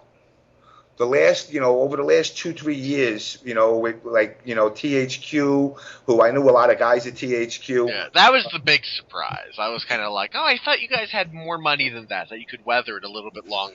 But, they were in the same. For years they've been in the same group as Acclaim. It's like 1 good quality, 4 shit quality. And you could, I guess maybe over the years of doing this, I do have a knack for looking at titles and being able to say this will be successful, this one won't be. Now when you get into the PC world, that's a little bit different because, the PC world, they have the luxury of taking their time as compared to console systems where I got a limited time. A console has a 5 to 10 year lifespan before it gets upgraded. So within that time, there's been titles. I believe Crysis. Didn't Crysis get pushed back originally a lot when it was first being developed? I believe it did. Because of the fact that, they were trying to make it as high-end. It was supposed to be the Cadillac of games.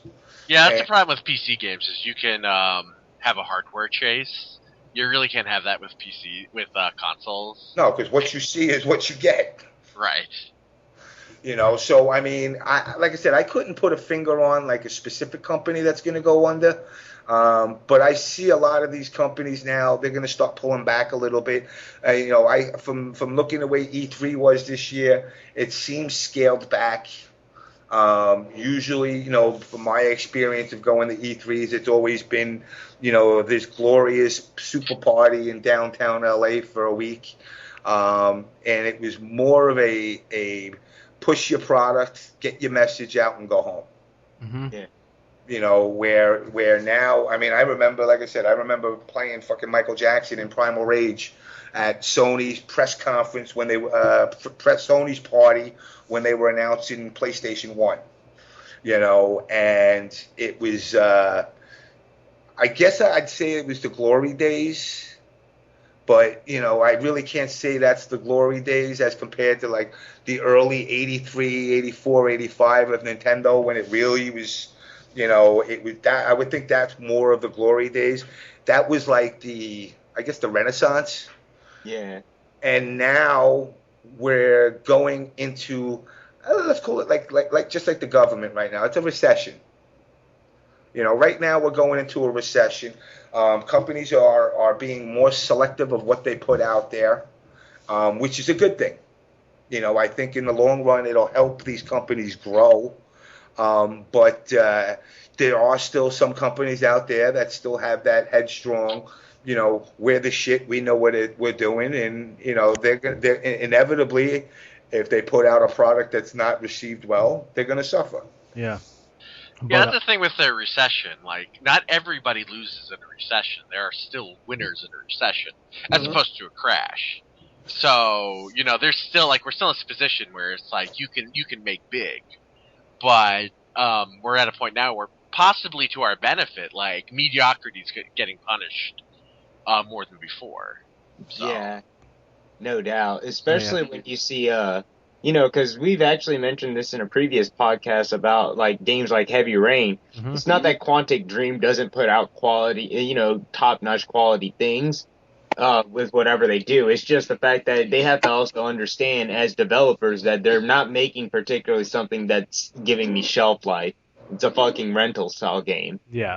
So it's like they have to also balance out that whole factor of, consumer value. Is it something we want to keep on our shelf and not just sell for the next game, or things of that nature? So I don't know.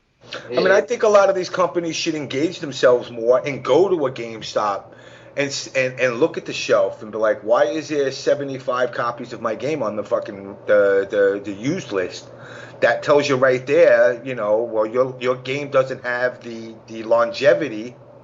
Is it an $18 game already? At the store, new. That tells you, hey, now it's a give and take. Obviously, they'll know their sales. So if it becomes, what did the Nintendo, Sony guys call theirs? The platinum games, whatever. When it hit a certain amount of sales and they lowered the price. You're talking about the greatest hits, platinum hits. Yeah. Xbox platinum hits, and then PS3's greatest. Yeah. Yeah. So I mean, I'm not talking about those titles, but I'm talking about if you release a new title, and you go into a store and see all of a sudden, your game's been out for 3 months and there's already 75 copies sitting on the shelf. Something's not right. That's what happened with Symphony of the Night. Well, that's why Symphony of the Night's the way it is. Because what's his name went to a used game store and he saw just copies of Dracula X, and he just felt physically ill. It's just like, oh my god, I can't have this. This is terrible. I need a game that people are going to want to keep. But that to me is a good thing. You know, see that and to react that way as compared to what, you know, a lot of these other developers. Well, fuck them. They don't know quality. Well, yeah, they do when they're the consumer. You know, the quality is based on their eyes, not yours. You know, and that's kind of fucked up because, you know, I wish Capcom would, you know, that's what sucks, dude, because on one hand, it's like, man, have y'all played the recent Resident Evil games? It's like, motherfucker, those games are terrible. Trash, garbage. I played up to 4, and that was it. You know, good, you're not missing much. You know, and even like the Mega Man games, it's like, come on, man, the Star Force fucking games, you serious? Have you played your own fucking games and realized, like, it's not that good? Like, people want classic Mega Man, and when people say classic Mega Man, it doesn't literally mean 8-bit fucking no slide, no charge shot, like fucking. And even those did really well. Like, you know, that was even then enough down that line to be people like, all right, we'll take it, okay. Like, shit, I remember as a kid, my brother used to work the midnight shift. This is before I was in the game development world. My brother worked the midnight shift during the Christmas rush at Child World. Remember that store? Child World? No. It's like, no. All right, well, it's because I'm old. It was like a toy store, like a Toys R Us. And he worked the midnight shift, and needless to say, that year, every copy of every Nintendo game that ever came out fell off a truck. So I had everything. And my brother brought me home one day, Mega Man, and I was like, what's this? Nobody knew what Mega Man was. For like 5 years after that, nobody even played it. And then all of a sudden, Mega Man 2 came out, and then people started to say, hey, this game's kind of cool. And then all of a sudden, like, there was this Mega Man craze, and I'm like, when did this happen? Nobody was playing Mega Man 1 when I was playing it. And it was such a great developed game.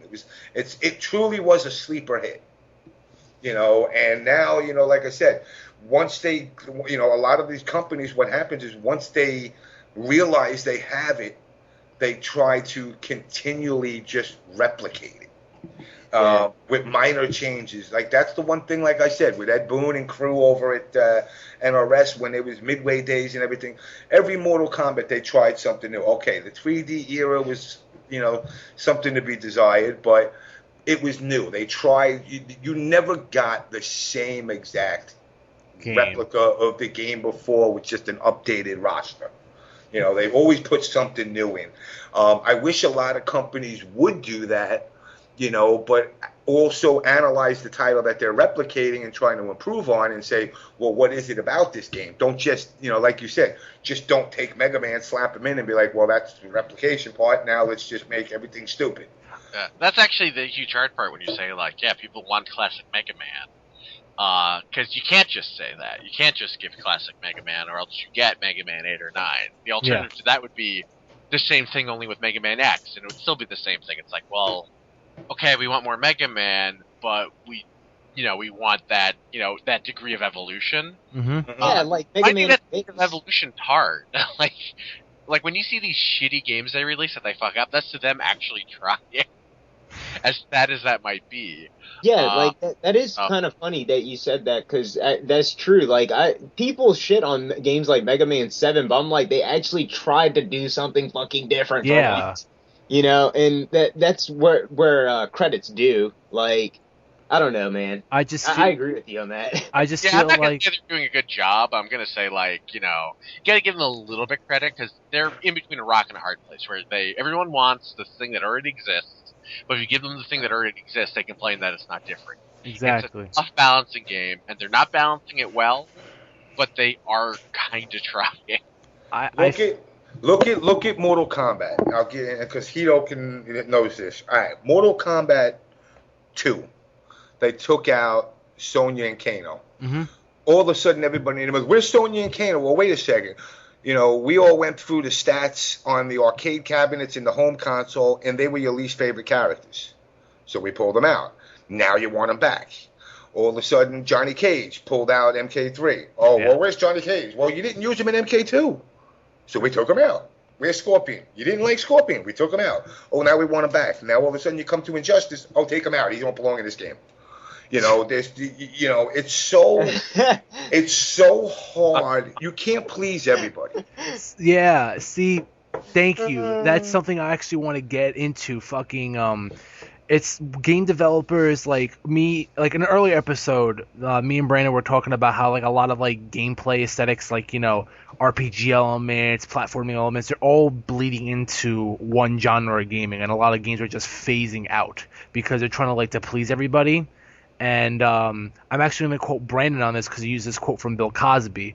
He goes, I don't know what the key to success is, but I know the key to failure is trying to please everybody. And if you try to please everybody, that project or what you're working on is bound to fail. You'll please nobody. Yeah, you'll please nobody, and you just wasted time and effort. Resident Evil motherfucking 6 once again. Yes. God damn it, dude. I'm glad I almost went out and got that. Like, let's put it this way, James. I actually played the game, and, like, I wanted to gouge my own eyes out. The fact that I could get away mashing kick like Chun-Li and taking zombies' heads off with one fucking kick, and if I got hit, I would run away and regenerate my health on top of that. And it was just like, oh, I tried to be, like, scary, but it wasn't really scary when you have, like, infinite amount of ammo. And then you get into a car, and it's like, damn it, where's the keys? And there's all this other bullshit. It's just such a shitty fucking game. And I'm like, I don't know, like, all my friends call me like a hipster gamer because I appreciate all the older games and I'm barely like anything that's new, and they kind of like tease me about it. But I'm like, well, if you pull out games like Ass Creed and Ass Effect 3, of course I'm gonna be like, this game fucking sucks because it's just really badly made quality games. Like, I'm sorry, like I don't know, like actually. So this is a question I actually want to ask both of you. How do you feel about games being developed nowadays where the single player and the offline multiplayer experience has taken a hindrance and everything's focused on online? How do you guys feel about that? I like online. I think online, unfortunately, like, for people like us in the States, our telecommunications infrastructure is kind of behind Europe, and it's kind of slammed, and, you got Fios, I got cable. This guy's got, cable, but the slow connection. This guy's got the maximum fiber. It's unfortunate that we don't have an IEE standard that actually is going to tell everybody, look, you know what? Everybody got to give this much bandwidth. That's the package we offer, and make it something concrete across the board for quote unquote home users. But, one of the things is because with the death of arcades, you lose that interaction, that connection that you get with people. Everybody's so detached from everybody now. I like the offline. I like the offline scene for the simple fact that, like I said, when I go to these offline tournaments, it's to meet people. I don't give a shit whether I come in first or last or even play the game.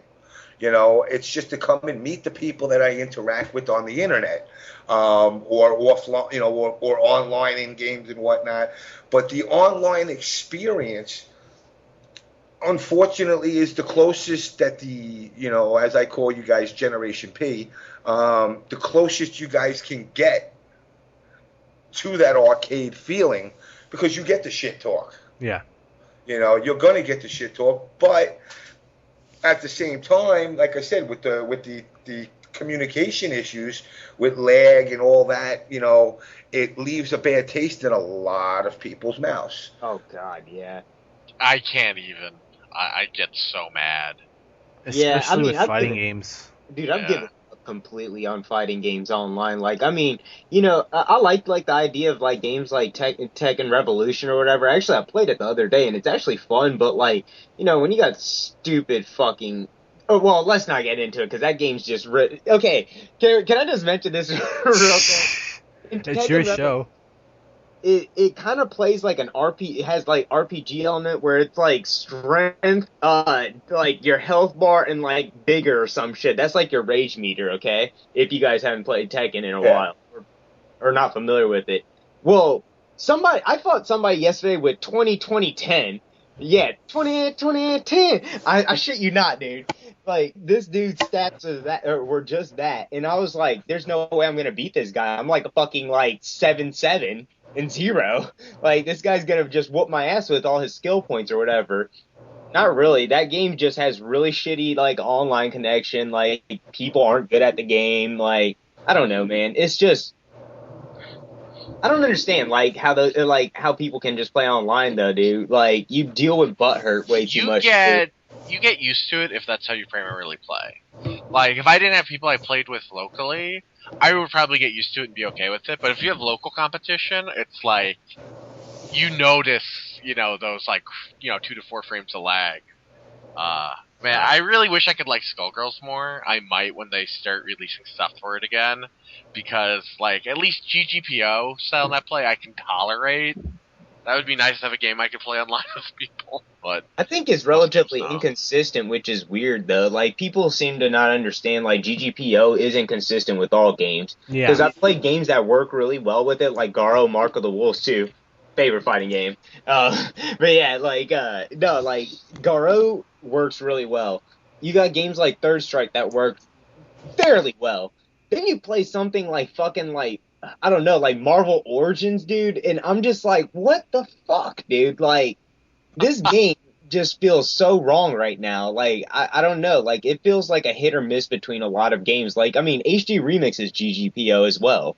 And, dude, well, it's an imitation, but yeah, like, that game can either go as smooth as eggs, or it can just be slow as molasses. Just not even molasses. I'm talking slideshow, like, people are teleporting on the screen. Like, it's bad. Like, I mean, that's how I feel with the GGPO. It's weird from game to game. Like, the reason I brought up the question is because I see a lot of games that, older iterations of those games had more of a single player experience, and then either they focus too much on the online multiplayer, or it'll just throw in multiplayer for the sake of throwing in multiplayer, and the single player suffers because of it. Great. Like Armored Core. Yeah, I was about to say, perfect example, Armored Core 5. It has to be one of the best Armored Core games I've ever played in my life. It's just done so well. The game, it plays so smoothly. The graphics are great. The new gameplay mechanics are amazing. The new advancements, how all legs can actually go into the water. You don't need like a specific part, like legs to actually ride on water or swim in water now. You can use water as a stealth, aesthetic or whatever. It's really good.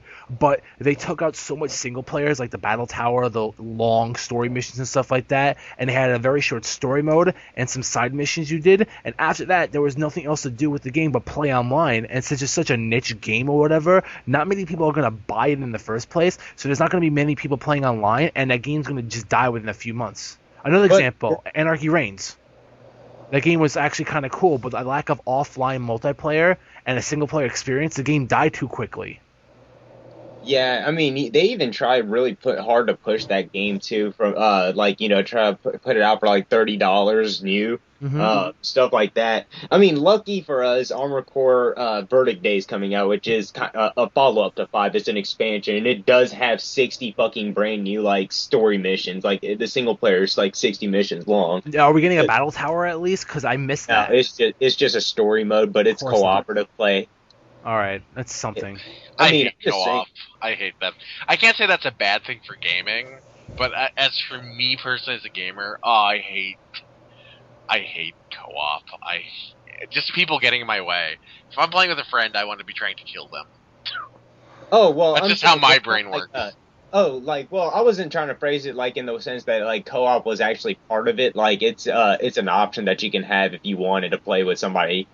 So I guess that's okay. But that's still a big focus now. Like this is like the co-op revolution for all the people. Oh yeah, like play with a friend. Yeah, but it's mainly all online. You barely find any co-ops that are offline aside from Army of Two. You know what I'm saying? Or Borderlands. Like Borderlands is a great game to play offline. Army of Two isn't. You know what I'm saying? Like there's not much. Yo, EDF, son, Earth Defense Force, man. I love that. Starship Troopers, man. Like I can't do that. I want my solid single player experiences, and I'm pretty sure there'll always be a market for that. Whether or not that becomes, that's decreasingly becoming not the focus market. I can't be mad about that because the market speaks its mind. Like, if people want to play co-op multiplayer games, like tough shit for me. Like, if I'm the minority, that's. Actually, you're not alone, man, because, I mean, we're... I know I'm not alone, but I do think I'm the slight minority. Oh, dude, yeah, and it does suck because I mean, if you're into like genres like the shmup or like myself or like survival horror, like I'm sure a lot of us in this chat's doing, it's unfortunate because it's like genres like survival horror do not need fucking co-op. They thrive off the single player immersion and experience and atmosphere.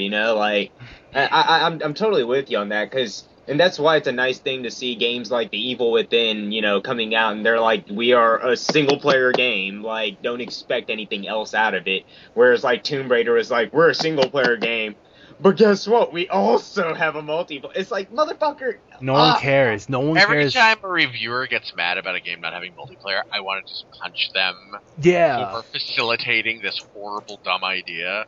It's like, no, I mean, there's certain games that should have multiplayer, but, like, don't get pissed off because the game doesn't have tacked on multiplayer, you asshole. Like, definitely, like, I mean, single players allow you to focus more on story and content, which, in my opinion, allows you to get immersed more into the game.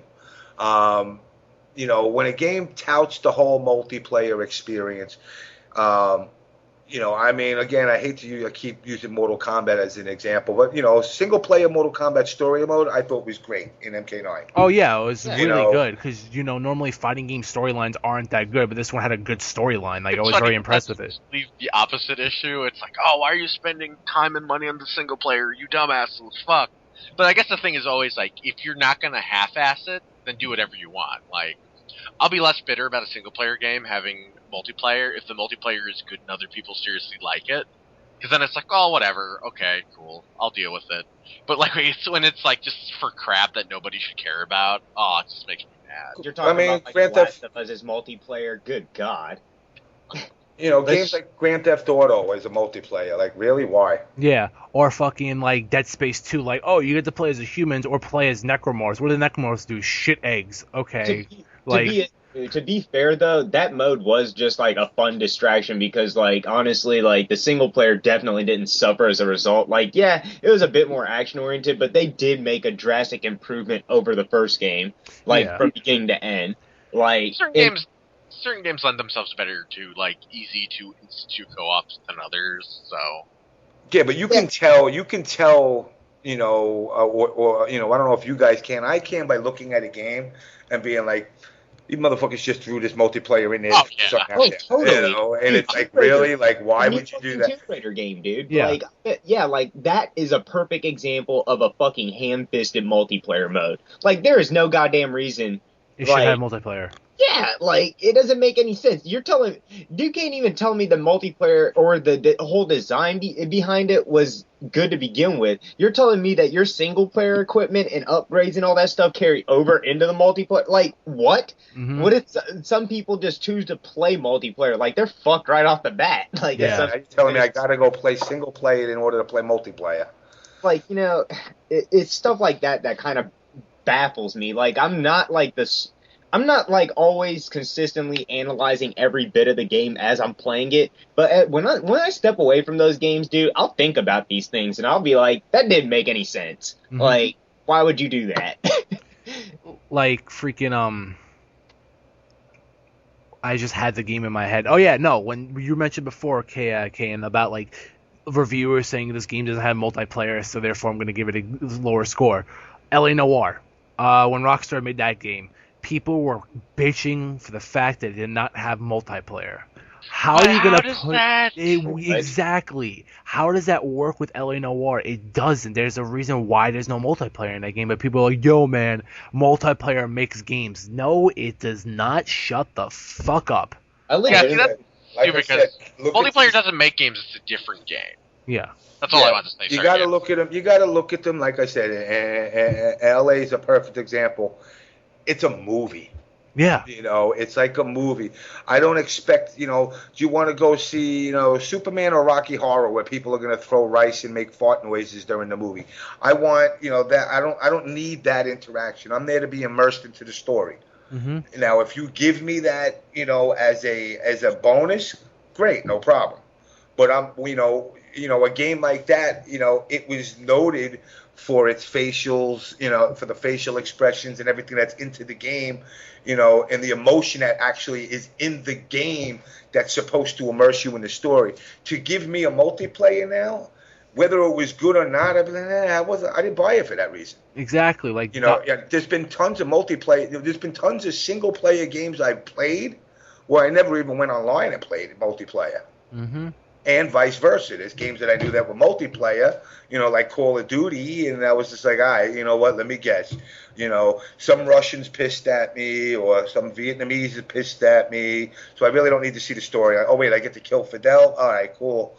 I don't need that. I actually play the game for the multiplayer. Mm-hmm. So, I mean, it's a give and take on it, but for the most part, in the development stage, people got to really, set to themselves right away. Where is our focus going to be? Are we making a multiplayer game, or are we making a game that's focusing on content and story and to try and immerse the player into the game? And I think if they spend more time doing that, I mean, like I said, you can look at games. I don't, off the top of my head, I don't know how many games you can actually look at now that aren't multiplayer anymore. Exactly. Like the new God of War game apparently suffered too because they added multiplayer and they had this whole focus on that. And the single player apparently was 4 or 5 hours long instead of the usual like 10 plus. And I was just like, really? And then people bought it day one. Like within the end of the week, my job had at least 20 trade-ins of God of War Ascension. In a week. Really, I might have to go pick it up now. Yeah, it's $40 now. If you can get a pre-owned copy, it's $34. Like, go ahead, play it, and bring it back when you beat it. It's very short. It's like anywhere between 4 to 6 hours. Yeah, like, I was beta testing the online, and to be honest, I got up to the selection and the training thing. And I'm like, nah, get the fuck out of here. Yeah. I'm not gonna do this. I don't want to run around doing all this shit. I like doing it against the computer, but I don't want to go chasing people around with a bunch of chains. And it's like now you gotta set your attribute, like what you want to be. Are you like a good dude, a bad dude, you a magic dude? I'm like, if I wanted to play Final Fantasy, I'd play Final Fantasy. Yeah. I want to play God of War, smash shit, mash XO circle, and when I'm supposed to, and that's it.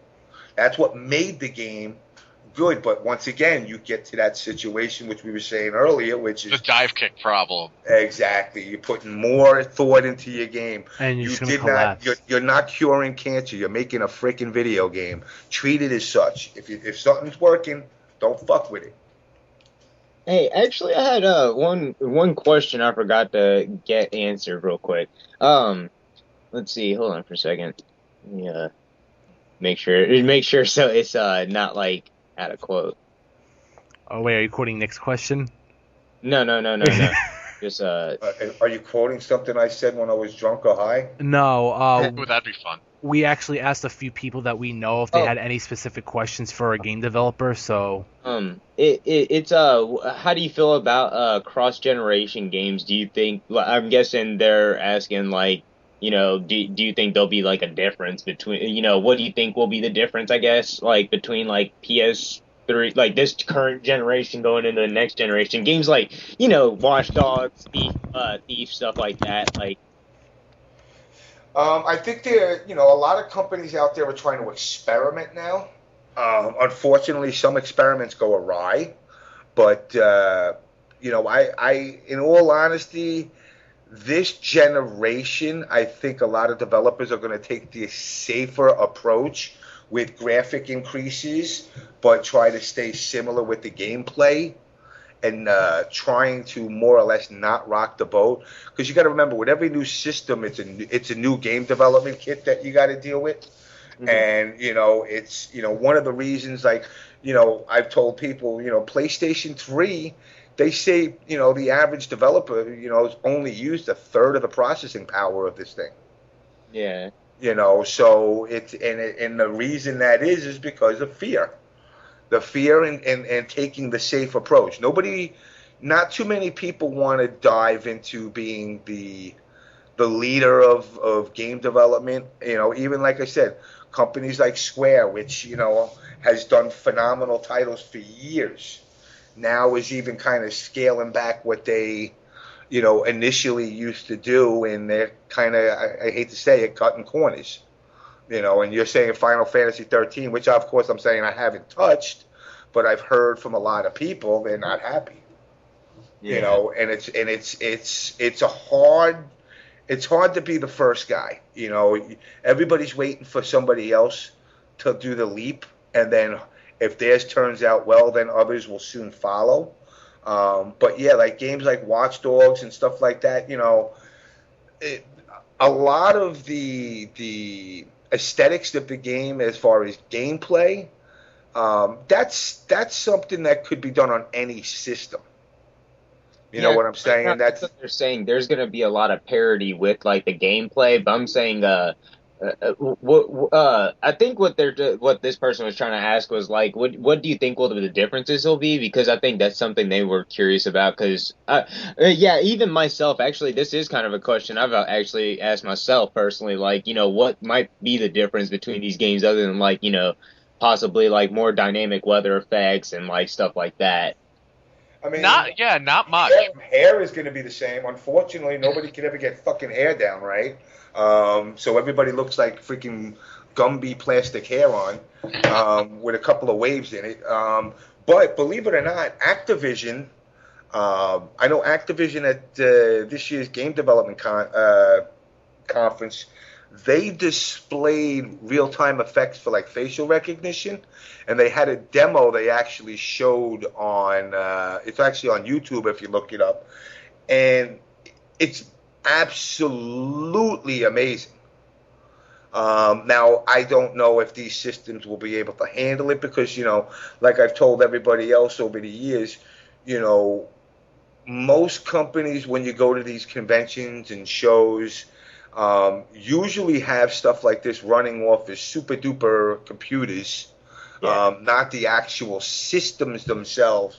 I know there was a couple of oopses during the Sony conference with lockups and stuff like that, and so I would say, like I said, increasing graphics.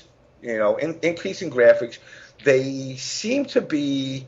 Both of them seem to be honing on the home experience more.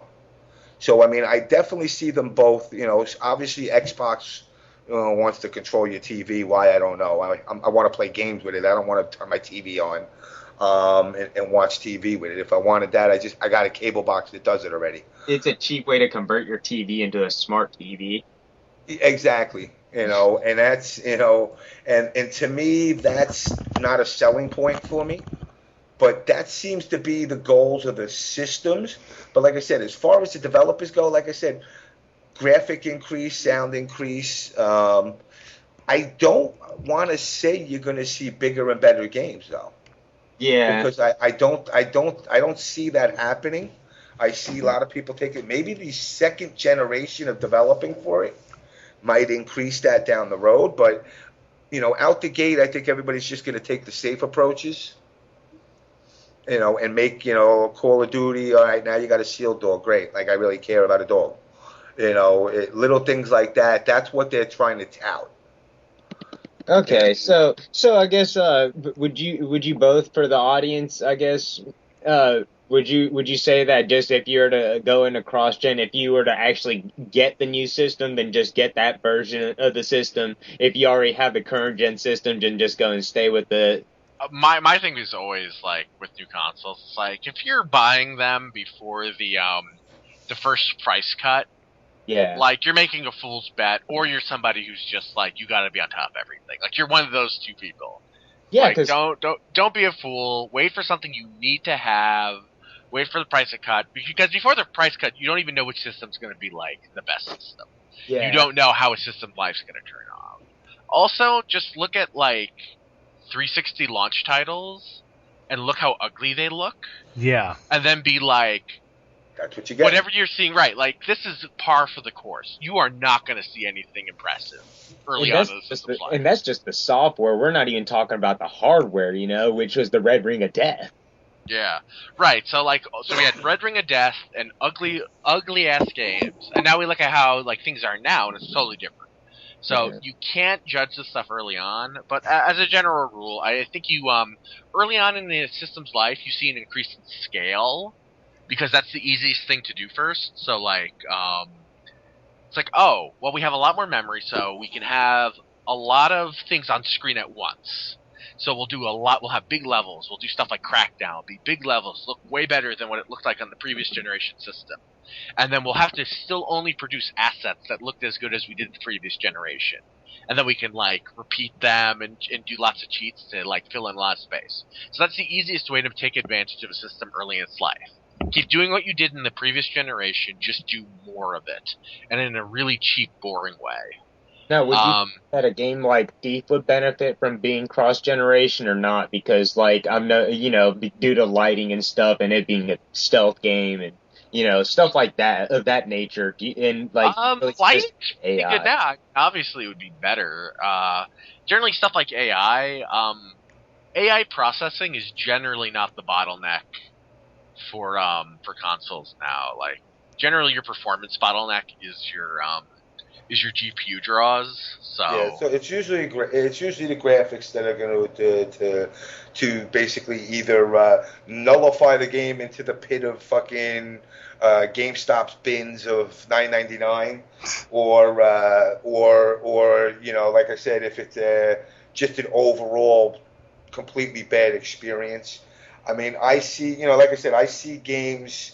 I find it funny because, I just got accepted for the beta of the next dashboard of Xbox, and I'm going, isn't this other system coming out in November? Yeah. And you're giving me another, I'm starting to feel like I'm running Windows here. It's like, you're giving me a service pack for this? Okay, what are you giving me that's going to make me say, well, yeah, now I got to go rush out and spend $500 for this in November? Because whatever that's going to be, it's going to be something that's going to help it be cross-platform between Xbox One and my Windows 8 PC. Okay, I'm sorry. No, go ahead.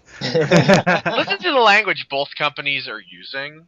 Like, and this has been true for the PlayStation and the PlayStation 2 and whatever. It's like, they know that the consoles that we're playing right now, they're going to be with us for like another 3 years at least, like in a meaningful way.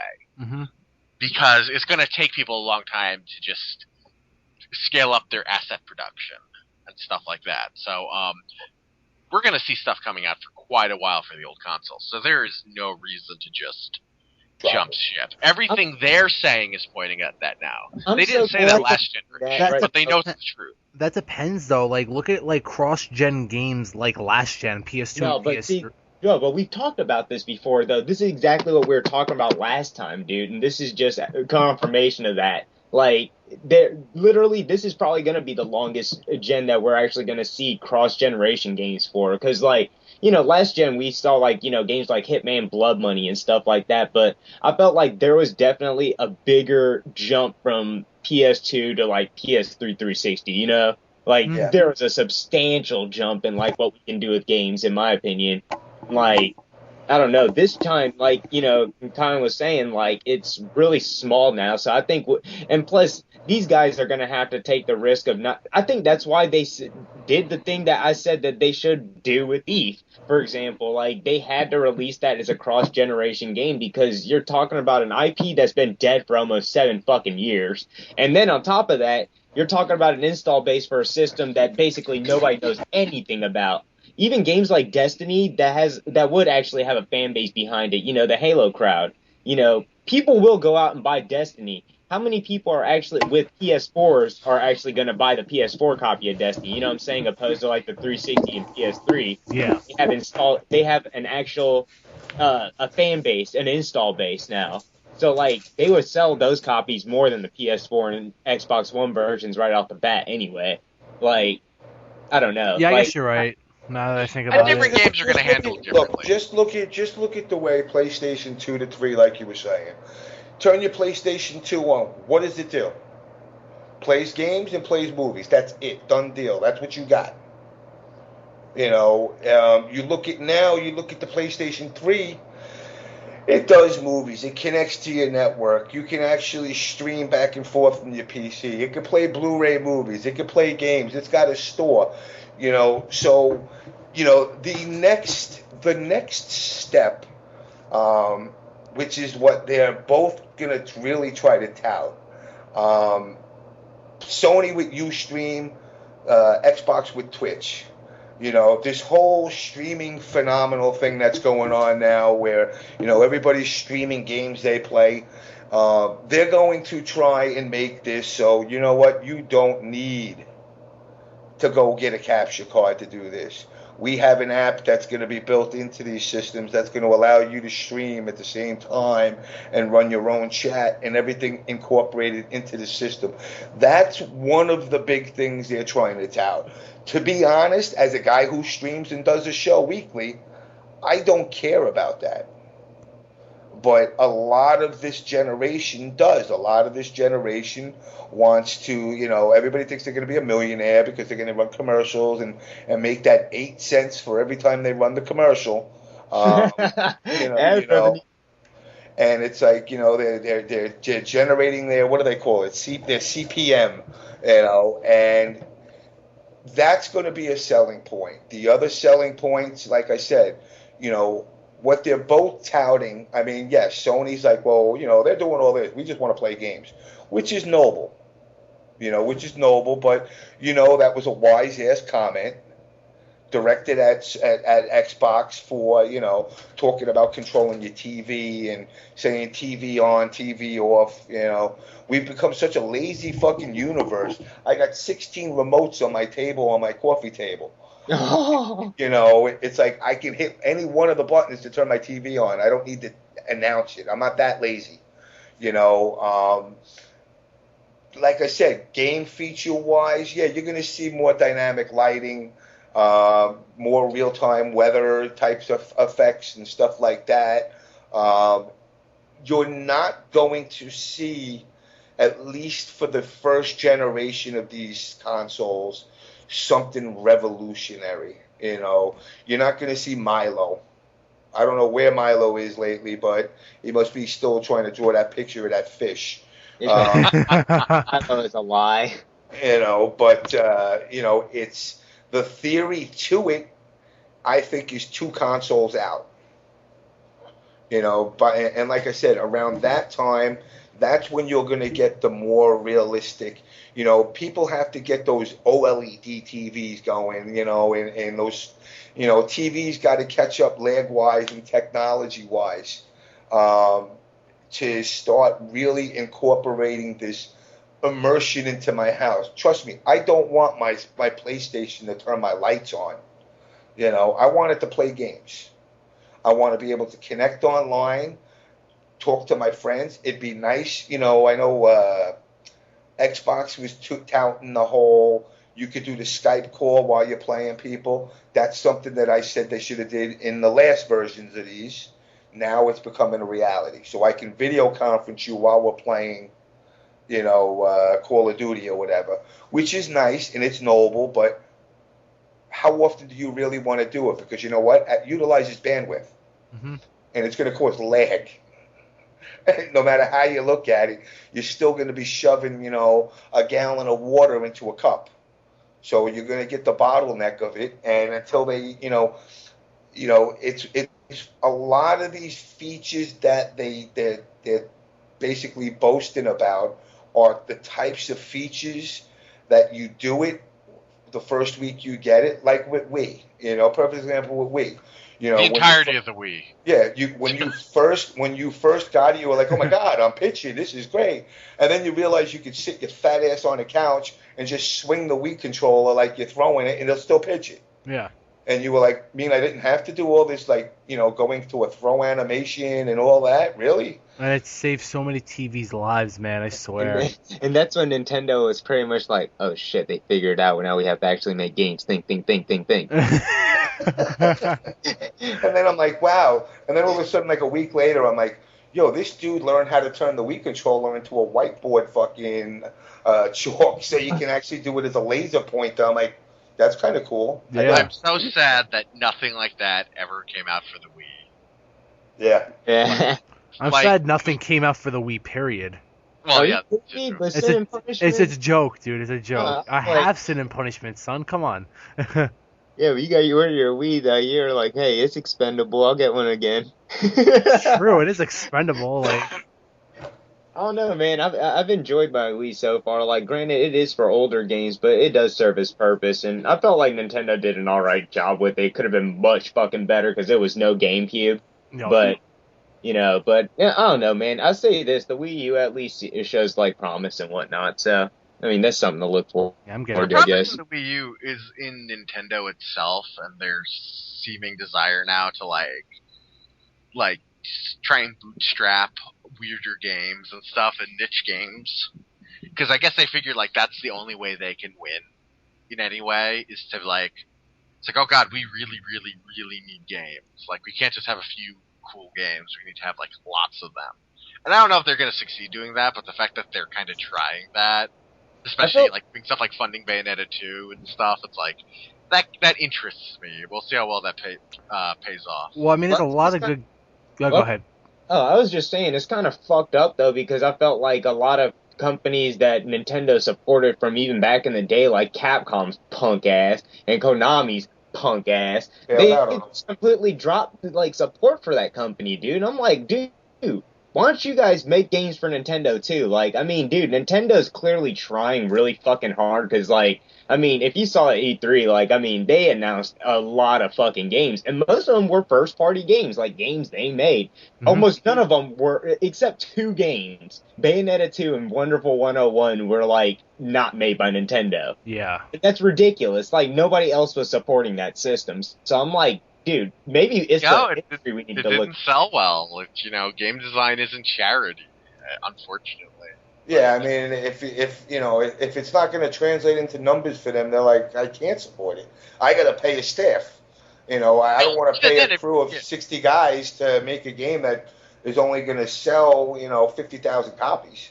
But they also have to understand, you can't just fucking bring out Batman Arkham City, a game that's a year old on other systems already, to a system that's fucking $350. You cannot expect people To buy just your go system out- so you have electrical gauntlets and a fatter chest. Like, it's just No. fucking stupid. Oh, a fucking arcade edition version of fucking Ninja Gaiden 3, a game that was shit to begin with. Like, give me a fucking break. I mean, I'll say this. I when it was releasing, I used to visit Triforce over in Rockville Center when he was waiting for it.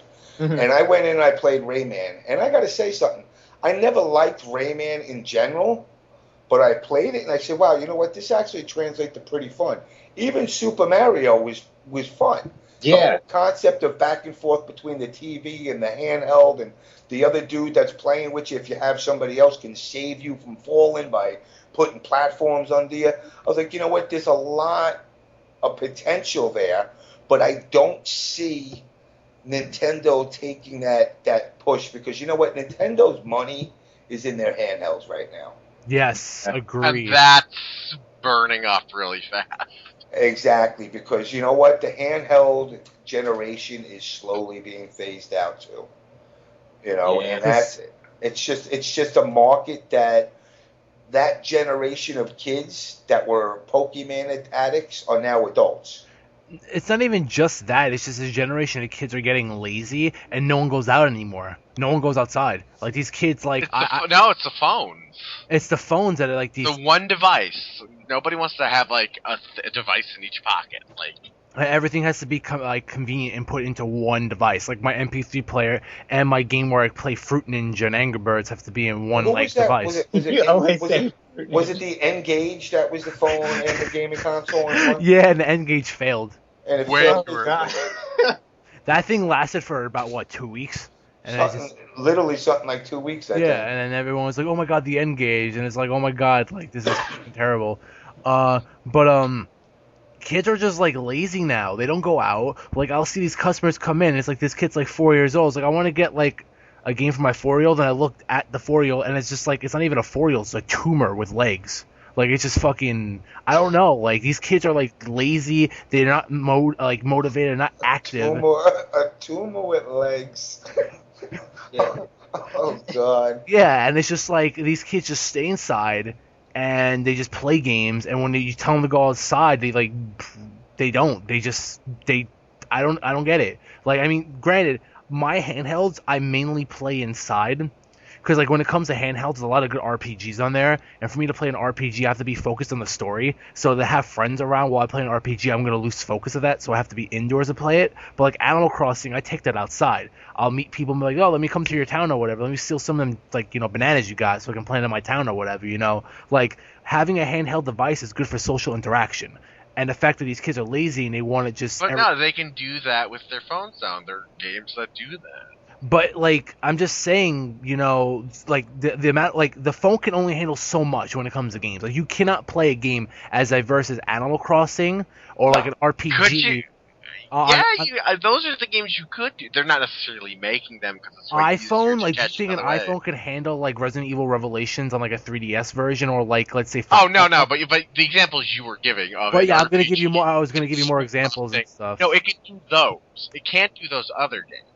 But I would say the thing with those other games is, like you said, most people end up not playing them on the go. I think the weird thing about the old portable consoles is they were almost like the indie market of, not really indie, but like the arcade market, where it's like that's where you got your cheap, lower production, more experimental games, or on your handheld, and you ended up playing them in your room instead of on TV, just because that's where the cheap games went, because they're easier to make money on, and they're cheaper to purchase. So right. So that's being phased out because now you just buy a $5 game on your 360. That's also true. Those other things, people are buying them on their phone. I mean, look what happened. Like, here's another thing. Like, I mean, the 3DS still showing support. Granted, it's a lot of 3D remakes. Like, I just got the Donkey Kong Country Returns 3D on my 3DS or whatever because I don't like the shake feature on the Wii version. But, like, look at the Vita. The Vita's a really good handheld system, and Sony invested a lot of money into that. But what does it have? See, one of the problems that I find with the handhelds is they tout, they try to give you friends, and to me a handheld has always been me and my handheld, and if you look at games like I think it was actually Street Fighter on the phone. Oh, well, you could play somebody. What are the odds I play my game on the train into work with a bunch of fucking 60, 70-year-old people that I'm going to be able to find a match with somebody on my phone with a dude on the train? And it's like, they try to incorporate, and Vita tried to as well, and I just don't think the handheld market should have even wasted the time investing in trying to link people together via handhelds as much as they should have just said, you know what, let's focus on you being able to play your game now. Okay, you come to your house, you can connect to your Wi-Fi or whatever, or if you got, Optimum or whatever and you hit a Wi-Fi, that's one thing. Like or this 3G. game Animal Crossing, or this Animal Crossing, apparently a lot of people are digging this game. Oh, it's a great game, man. It's so there's much like fun. 3 games where this has ever worked out. That would be Animal Crossing, Pokemon, and Monster Hunter. Yeah, exactly. And that's it. And Monster Hunter only barely in the States. It's mainly in Japan, but yeah. But I mean, do I really need to play? Injustice doesn't offer it, but do I really need to? I mean, all it is tap, tap, swipe, swipe, tap, tap, swipe. I mean, it's not really that fun to. It would probably be less enjoyable. Yeah, I would get frustrated. I'm getting lag on my fucking handheld. Really? Come on now.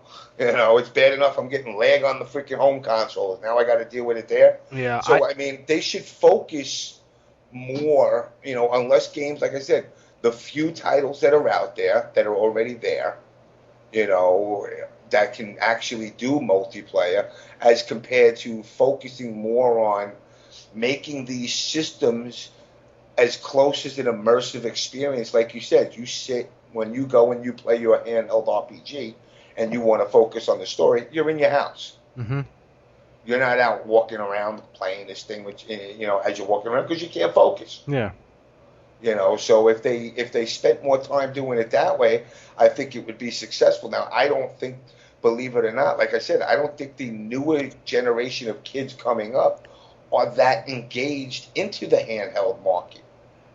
as the last generation that was, Mm-hmm. because of, like you said, of the Pokemans and the Monster Ranches. Those games actually immerse these kids. I mean, I hear kids, I got the Black Edition, the Diamond Edition, the Platinum Edition. I'm going, I don't even know what the fuck a Pokemon is. And these kids have like 75 versions of this game. They got to catch them all. Isn't that the fucking phrase? Yeah, you gotta catch No, them all, which no, is impossible. How do you guys feel about like iOS titles though? Like that market, I should say. Well, again, there's a big difference between personally and what it is. Like with no game control, like, with no buttons or anything, I couldn't give a shit. Like, if I don't have tactile controls, it's just gonna make me mad. But that is what's eating that market, and it does fill the role for most of the people that were liked handheld devices. So that's kind of how that works out. I can't picture you mad. Really, I'm a cranky motherfucker. You know what it is? The whole free-to-play mode is alive and well on the iOSs, because you get these Candy Crushes. I get invitations for this fucking game every day. My god, it's so annoying. I'm not playing your Candy Crush. I'm not playing your Farmville. I ain't gonna lie. I played Farmville for a couple of weeks. And then I go, you want me to give you real money for fake money? Get the fuck out of here. What is this, Gunbound? Like, fuck. Why? So I could buy a fucking plane that can crop dust? Oh my god, I just realized how far ahead of its time Gunbound was. Dude, that's too funny. In like the worst way, but I miss that game. Even Injustice does it. That's too funny that you're like, yo, dude, I gotta pay for a plane that cropped up. Wait a minute, you want me to pay for you to send a plane to fart on my fruits? What the fuck? Pretty much. And it's like even Injustice does it. It's like you can for $99 you could buy a gift basket of credits so you can buy shit. And I'm going, you want me to spend $100 of real money to get your fake money? I can make my guys more powerful. That's for the whales. The thing is, though, it's like that actually works very well. Like, it sells well, and people wouldn't think it is. But you know who eats that shit up? The elderly. The elderly. Like, I have like the whales. That's the term for that. You know Napalm in the MK community? Yeah. He did. He called me up. The best was he calls me up one day, and he's like, "Dude, I just spent like $40 on this fucking Injustice game, and so I could beat Sinestro." I'm like, "Oh shit, really? When?" He's like, "Yesterday." I said, "Today's Tuesday, right?" He's like, "Yeah." I said, "Oh, there's a patch for it, by the way. They fixed the bug why people couldn't beat Sinestro." He's like, "What?" I said, "Yeah, I had like level 5. He's like, "I'm level 40. I'm like, "I had level 5 and I beat Sinestro." He's like, "Son of a bitch." I'm like, "Yeah, that's what happened." But like these people that buy all this stuff for the games is mainly like these elderly like women. Like they come into my store and they buy like these things for Farmville, and they're like, "I gotta plant my begonias." So they buy like these $40 cards and shit, and their money. It's like they're like really into it. It's really cute. But like for the fact that you have to spend so much money for fake money, like I would never do that. Like forget that. No, once they started, look. Once I got to a point in Farmville where I planted something and I got to wait real time 5 days for the shit to grow, I'm like, get the fuck out of here. Well, you wanted that real time experience, bro. I mean, you're getting it, but it's far. I mean, why get so picky? I want real time. I can deal with real time traveling, not growing. I'm not a horticultural specialist. I don't want to grow shit fucking for 5 days. You want to play Harvest Moon. In flight. All right. Yeah, Harvest Moon or Animal Crossing. I don't mind my character taking a flight real time. But I don't want to have to actually grow shit and then be like, oh shit. I mean, think of it this way. Some of these people that get so obsessed with this game that are going to tell their boss, well, I got to go on, take a break because I got to go water my fake fruit. And people are going to be like, are you kidding me? What the hell are you talking about? Oh, no, in my Farmville game, if I don't water my fruit, it's going to wither away and die, and I'm already on the 4th day, so I got to make sure it grows. Guarantee you the boss is like, oh, I love Farmville. Let's trade some apple seeds. I was going to say the same. the boss is like, get your ass back to work. Make me a neighbor and I'll do it for you. And it's kind of weird when you think about it, but this problem has been around for a while now, and like I'm surprised it actually got as big as it did, because it did kind of start with like games like Second Life. Yeah, those games were insane. Or EverQuest. Yeah, Back in the day. and like but Second Life, EverQuest is still a fucking video game. You're talking about like games like these simulators, life simulators like Second Life that literally aren't that really games. You're just buying furniture using real money that isn't real furniture. And it's funny too, because most of that money doesn't even go to developers of Second Life. Second Life has a very similar problem to that, but it's kind of hilarious because that company's not the one making the most amount of money off their own game. It's really ridiculous because they didn't set themselves up well for it. But that's insane. Like, I remember seeing something on Second Life. Some few people killed themselves over the game, and I'm like, wow. Like, that's nuts. I loved Second Life, but for all the different reasons. It was just a great thing to play, just to like see like, what can I do with this, with like the code in this? Like, what sort of cool things can I make? Like, I had a friend who made a ray tracer in Second Life. It took forever to render like one scene, but it would render the thing in tiny blocks. Like, you set up a scene, it would like just do it like proper perfect shading ray trace style. Mm-hmm. And it was just like, so yeah, we're using a 3D renderer to run a 3D render inside the 3D renderer. So it was great for nerdy shit. But like the fact that people really played it, like, I'm gonna get my Guido skin on, and I'm gonna go to the dance club, and I'm gonna dance with all the guys. Like, that was so weird to me. Like, a lot of these life simulator games are popular even today. Like, Animal Crossing is a very simplistic life simulator, but that's very popular. Minecraft in itself is a life simulator, except you can build whatever the fuck you want. Like, people are obsessed over Minecraft, especially now because it's on the Xbox, and even to some degree, like The Sims. Like, people still love The Sims, and like they obsess over it. I'm just surprised like these games do so well. Yeah, there was another quantity fucking move by The Sims. SimCity, wasn't that the one that was crashing like the day out the box? Oh yeah. Yeah. That's kind of where the whole DRM issue has come about, man. Like, and I bring that in like the Sony Blackout a lot when it comes to the whole DRM issue back when it was still an issue, I should say. Just I don't know, man. People aren't looking back at history of how things played out, and like people are being really foolish about it. I wouldn't be surprised if we just decided one day, let's throw off another nuclear bomb. It's like motherfuckers are forgetting what we've been through already. It's like, so I don't know, man. The whole DRM thing. I don't know. It's a touchy-feely thing. You literally can't crush an industry that's been profiting off of it, and it's funny. I was talking to somebody else tonight about, the industry is full of shady people, and very, very much into pillaging, profiting, and then cutting the hell out. And, when I was younger, I worked for a guy that was in the booth, he used to have a booth in the mall that he basically did what GameStop does now. But he was like on a mom and pop level. And of course, you would bring in the Tetris Tengen version, that was worth like $900. Like, I'll give you 18 cents. Meanwhile it was worth, $1,000 if it still had it. But the profiting off of selling these games, and GameStop is also notorious. A lot of these games get sold overseas. And that's one of the things that a lot of people don't realize, that it's giving the game life beyond life. Yeah. Where you get a game that, obviously if, Tekken 12 came out today and I go and bring it back, I damn well better get close to $50 if I spent $50 for it.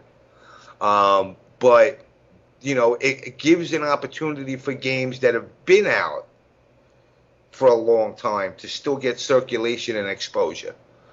That might not otherwise. You might see a game like, I don't know, Dance Dance Revolution 1. You might have never played the game before in your life, but you see it on the shelf. Oh, let me get that. It's only $9. So it gives it the opportunity to still be, played. And the fact that GameStop is making $9 on it, in reality, they gave you $3 for it. So it's like, you can't be mad at them for it. But to start limiting people, this is not PCs. And that's what they got to understand. The whole DRM thing originated over software like Windows, Excel. So, you forced businesses to have to buy multiple licenses. So if you had, 200 computers in your office, you had to either buy the business license of Microsoft Office, or each station had to have their own individual license. And that's how they profited off of the business side. Now that they brought it into the game side, with pirating and all that, you can't do that to a home system because, you're comparing it to the evolution of from cartridge to CD. Now with that evolution, it's gotten tied into the PC world. So now if you got a CD, it's almost as if you feel like, well, it's part of the computer world. No, it's not. We just move from one media to the other. But still, I'm locked into this console. I paid, $500 for your freaking console. Don't tell me Hito can't come to my house and bring his game over and we play. Yeah. And and I'm glad that they kind of saw the error of their ways while they did. It was idiotic. But I could never see that really taking effect in the console wars if anybody, planned on actually succeeding. PC's PC. I have no qualm about the PC world. It's just it's a different environment. It's a constantly evolving environment as far as, what you see is what you get with Xbox. Yeah, I know it sounds really elementary, but it's just one of those things where, all you can do is really look at somebody and just say, it's not the same thing. There's a major difference, but the problem is, like I said, they've trying to incorporate games, as far as software goes, into the actual software for PCs and treat it the same, or Macs or whatever, and treat it the same, and it's not the same. Yeah. This is something that's generated to kids. Now, of course, we're all adults that play games, but reality is that, you're gonna tell me if I go buy Barney for Xbox One that some other little kid's gonna hack it at, 6 years old and put it up on, ISO Hunt so he can get, some kind of, I don't know, whatever he wants to get for it. No, that's not gonna happen. But now when you look at, on this an actual organization, I forgot what the organization is, that if you work in an environment and you find out that like your IT department's using like one code for everybody and hacking it across, that company will get fined anywhere from like $1 million to $3 million. Yeah. For running that software. In fact, you'll get money for being the whistleblower on it. That's the difference. Is the DRM thing was always directed towards companies and hackers, not just your average gamer. Mm-hmm. Yeah. And until they turn around and accept that, because let me tell you something, I don't think it's gone. I think it's just stifled down for now. But I do believe this is going to become an issue down the road more, depending on how things go. As far as I know, you can mod your system to play burn games. So it's like that's always going to happen. It's kind of like what happened to Apple with the jailbreaking of phones. Yeah. Now all of a sudden it's like, no, you can go and jailbreak it now. We can't stop you because a judge had to say it. So, I mean, the DRM thing, I thought it was a stupid move. It wrecked their E3, basically unveiling, and now they're trying to recoup what they lost, and at least it's a step in the right direction. But like I said, you can't. The DRM thing, unfortunately, between Metallica crying about their music, and you guys got to just deal with it. You got to deal with it. I mean, that's just the way it is. Your industry, even looking at the music industry, your industry's dead. Who buys this? Who buys the CD anymore? I just go to iTunes or I go to ISO Hunt and download it. Funny enough, I still buy CDs. Do you? I mean, Yeah. you're one of the You rare. monster.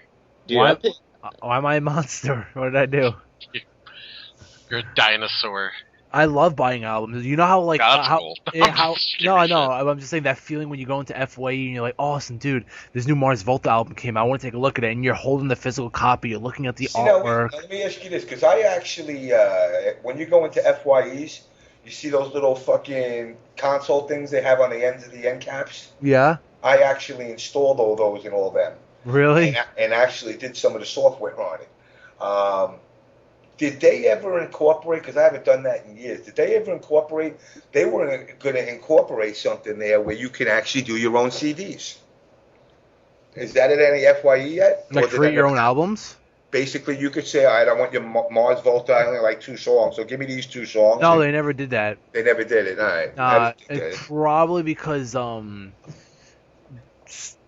honestly, those record companies was probably lose money out of that, so they never probably did that. You know what I'm saying? Like, oh, you buy the song, but we'd rather you buy the whole album. You know what I'm saying? Like, I don't know. I just feel like they just saw that and didn't work. I'd never seen that before. That's actually new. I never even heard of that. Yeah, no, they were going to do something like that. But you know what? I mean, let's be real. How many times have you bought a fucking album, you like 2 songs, and the rest of it sounds like ass? I've never had that before. I have. Actually, I'm a liar. I've had that, but the band sucks. They're called Dragon Force, so whatever. Every So song, it's not that most of every, the it's every not that, song sounds the same on Dragon Force. I was gonna say it's not that they're like there's 2 good songs and the rest of the songs suck. It's just that like They all sound the fucking same. Come on, yeah, guys. What's the one that sucks? I don't know, the one about dragons and soaring. Yeah, I it's don't Flaming Sword and the whoa. I thought 1 to 10 on the whole album was just a carryover from all one song. It just went with Play voices. so fast though, man. No, they suck. Oh man. just pick the one Dragon Force song you like a little bit more than the rest, and then that's I like the one about the blue dragon, and I like the one about the green dragon. exactly. Dude, That's- fuck Dragon And Force. And the one that spits fire. How you gonna make a metal album, have people take it seriously, and call it Ultra Mega, Beatdown. like, Mega Beatdown or whatever the Ultra fuck? fucking beatdown. It Oh, sounds like yeah. a hardcore robot porn. Like, are you serious? It's such a stupid. That's really the name of a song, album. No, Yeah, that's it's the album called name. Ultra Beatdown. And the best part about that is when that album was being made and the lead singer got interviewed. Oh, so what do we expect out of this new Dragon Force album? And he's like, same shit. Dragon Farce. It's so stupid. But no, like I never had that experience before, like buying an album and not liking like the entire album, just liking 2 songs. Like I mainly like when I listen to music, I don't listen to track, be like, oh, I like this song, I'm just gonna listen to this. I listen from albums from beginning to end, because some albums I listen to, they tell a story. Like 9 Inch Nails' Downward Spiral. That tells a story, and I want to listen to it from beginning to end. So I will just listen to the whole album. Well, they all tell the same story. It's called "Thanks for the Money, Sucker." I'll come to my concert. I mean, that's basically, and I don't go to concerts, so I don't have to worry about that. But they all tell the same story. We're broke musicians that only have $1 million. I can't buy another Porsche, so please help us. Since we're kind of like deviated off topic on the Dragon Force, I just kind of wanted to make mention that there's a dude on YouTube named Paranoid Dave. Shout out to this guy, because he made this song where he just basically combined a bunch of Dragon Force songs together, and it's a minute and a half long, but it's 6 minutes. It says it's 6 minutes shorter than the average Dragon Force song. And then he's like, dude, have you ever thought, hold up, yo, this shit all sounds alike. It's the same exact song. I know, what's his name? Troy will hate me for this, but it's kind of like that band freaking Dream Theater. Oh, damn. Oh, wow, you're going to call it Dream Theater right now, man? I'm just going to shots say, fired. I like Dream Theater, don't get me wrong, but come on, everything sounds the same. Actually, funny enough, a lot of their albums sound different. It's just the thing with Dream Theater is I like Dream Theater, but I feel like a lot of their albums are hit or miss. The album sounds the same. Now, when they go from album to album, they always come up with a different sound. Yeah, there you go. But every song on that one album sounds the same. No, you're right. Like Systematic Chaos sounded like an Iced Earth album. The only really truly the only two albums I really liked from them, actually three, was Train of Thought, what else? Scenes from Memory, and I liked Octavarium a lot because that was like Muse sounding almost. Like that was really good. But Change of Seasons is pretty good. Yeah. But getting back on topic. But gentlemen, actually we're actually hitting the 2.5 hour mark. So I figure we go ahead and wrap this up, and I figure we wrap it up on a really good note. And I figure we ask what games inspired you guys, and yeah, like what games inspired you guys? Super fucking Metroid. Yeah. Wow, I was like 30 when that came out. Yeah, wow. For me,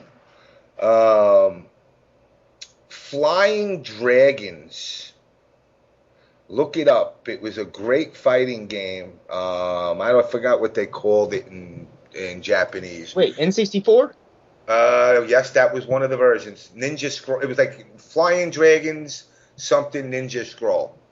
But the original version was an arcade game in the 80s. And basically what it was a fighting game. It wasn't free roaming. Basically what it would do is it would put a target on your enemy, and you had to hit that target while you were fighting them. And if you didn't hit that target, then it would be a red one on you to block. And then, if you waited a certain amount of time, it would be a star that would come on him. And if you hit the star, he turned into this demon. Then you killed the demon. And then you wound up getting a scroll, collect the scrolls, get to the boss, yada, yada, yada. That was one of them. Obviously, Karate Champ will always be, that was a game that I used to go into the arcade and just stay there for 2-3 hours playing the game on one quarter, collecting a bunch of geisha girls. You can't beat that.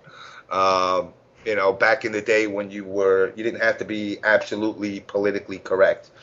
If you ever want to see a good side-scrolling game, go look up DJ Boy. It was a game in Japan and here that basically a kid on roller skates, typical, beat 'em up, running them side to side, except it had a lot of, I guess Japanese companies were allowed to get away with a lot of racial epitaphs in their game, and they had a woman called Aunt Jemima in it. Big girl that looked like a big black girl that would kick your ass. That was another classic. I mean, obviously for me, I bounce from so many different genres of games. So I mean, each genre I've got something that's inspired me. Obviously Mega Man, Yeah, dude. As far as my favorite, obviously we know that's got to be Mortal Kombat. Thanks, Ed Boon. But for me, like I said, I could play anything. If it's fun, I'm into it. If it's not, then it sits with the rest of the games in non-Citizens Corner that get dusty. Was the first game you mentioned Shanghai Kid? No, Shanghai Kid I know, though, but it wasn't... Apparently it's part of the same series. Same company. I think it was Temco. I think Temco made that game, if I remember. Oh, wow, my alarm just went off. In fact, you know what? I'll tell you right now. Let me see. I love how inspirational games are. I hate when I get a customer in and they're just games are mindless or whatever, and these older people and they cause people's brain to rot. Yet a lot of these games have better stories than I've seen in movies or books, and they're just very inspirational. I know the Silent Hill series inspired me to actually pursue art as a career, the atmosphere of the game series and just the overall just everything about the series just inspired me to go for art. And I'm actually a macabre artist. I do horror art, so I just like how these sins that or like things these people have committed that they haven't come to terms to have manifest themselves into flesh, and they all are representative of that person specifically. And I was actually really into that, and I just I just looked more into it, and I was like, you know what, color me inspired, art's my career, and then there you go. Nice. Yeah.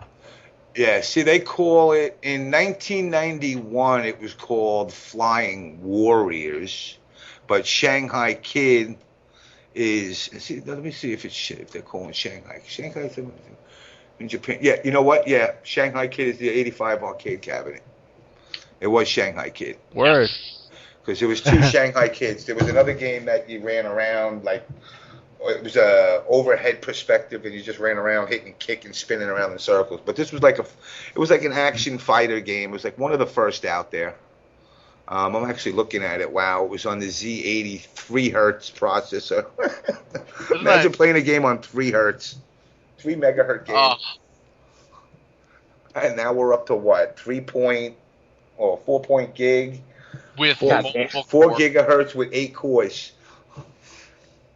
And this is freaking. It actually had 2 Z80 processors running at 3 megahertz each. Woohoo! 256 colors though. Full megahertz. Yeah, I don't even think anybody knows what a megahertz is anymore. No, I don't.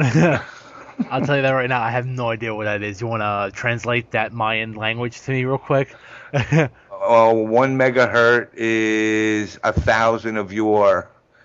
Well, 1,000th of your gigahertz. Oh. It's basically so imagine like a sound wave and how frequently it goes up and down.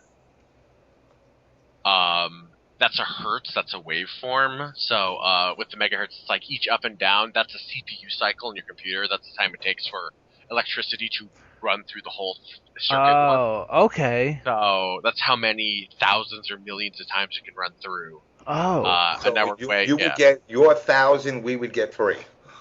Yes. Hey, I'm looking at this Shanghai Kid game. It looks like you're playing as Luke Skywalker. It's pretty badass. Like, oh, damn. I'm trying to see where'd you get pictures, though? I want to see where I can get some pics of it. I just did Google image search Shanghai Kid arcade. And I just went to YouTube and just watching the video. YouTube. Oh, you got it on YouTube? Yeah, that's right. I forgot. It was a pretty kick-ass game. Yeah, it looks pretty bad. I'm seeing the duplex. And that was back in like what, 85. 85 it came out. I was 2 years old. I was not born. I was 15. Yeah, I'm glad James is here to make me feel. Wait, how old are you, Kayin, anyway? I'm gonna be 30 soon. Are you serious? Oh. Oh my god, I actually thought you were like Luke's age, like 25. Like, holy shit. Dude, like you're like this. Like, you're young looking. Like, I'm not gonna lie, you deceived me, sir. I think I'm balding and I have a beard. Yeah, but you don't have any like wrinkles on your face. You don't have any like age on your face whatsoever. Oh my like, God, you're 30. But still, I know some 30-year-olds that look like shit. Honestly, it's really bad. Oh man, I would have thought you were like 25, like 28, 27 around there, and not 30. That makes me feel better. Well, now you look younger. Excellent. Yeah. Wow. Anyway, I'm looking at this video now. Damn, that circle like moves fast on these guys, huh? Yeah. Damn, I didn't know. I missed it. Wow, look at that, man. It does look like Luke Skywalker. Damn, my memory's fucking bad. 30 shit. I love that. Just blew your mind. I was 15 when this came out. Wow. So what? It's 2013. So, damn, dude. Yeah, that's crazy. Wow. Anyway, gentlemen. All right. Yes, thank you for having coming around onto the show, man. I really appreciate it, guys. You guys coming on. Not a problem, man. Anytime, man. Awesome. That was fun. It was cool for me too, not just to talk, but to hear James talk about everything. Oh yeah, very informative episode. Go get Name and download Shanghai Kid. Become the best. Give you a money match at the next tournament. All right, word. I'll be there. Summer Jam? I'll be at Summer Jam, yeah. All right, word. Anything that you guys would like to throw out there to promote, quite possibly? Anything that you guys are working on or want people to know about? Or any inspirational words for those who are into game development who want to pursue that career and they want to, any advice? Well, the only advice I can give is contrary to belief. I'm not going to tell you to take your vitamins, say your prayers, but if you're looking to get into game development, you got to go to school. You're not going to get to be a game developer just by being good at a game.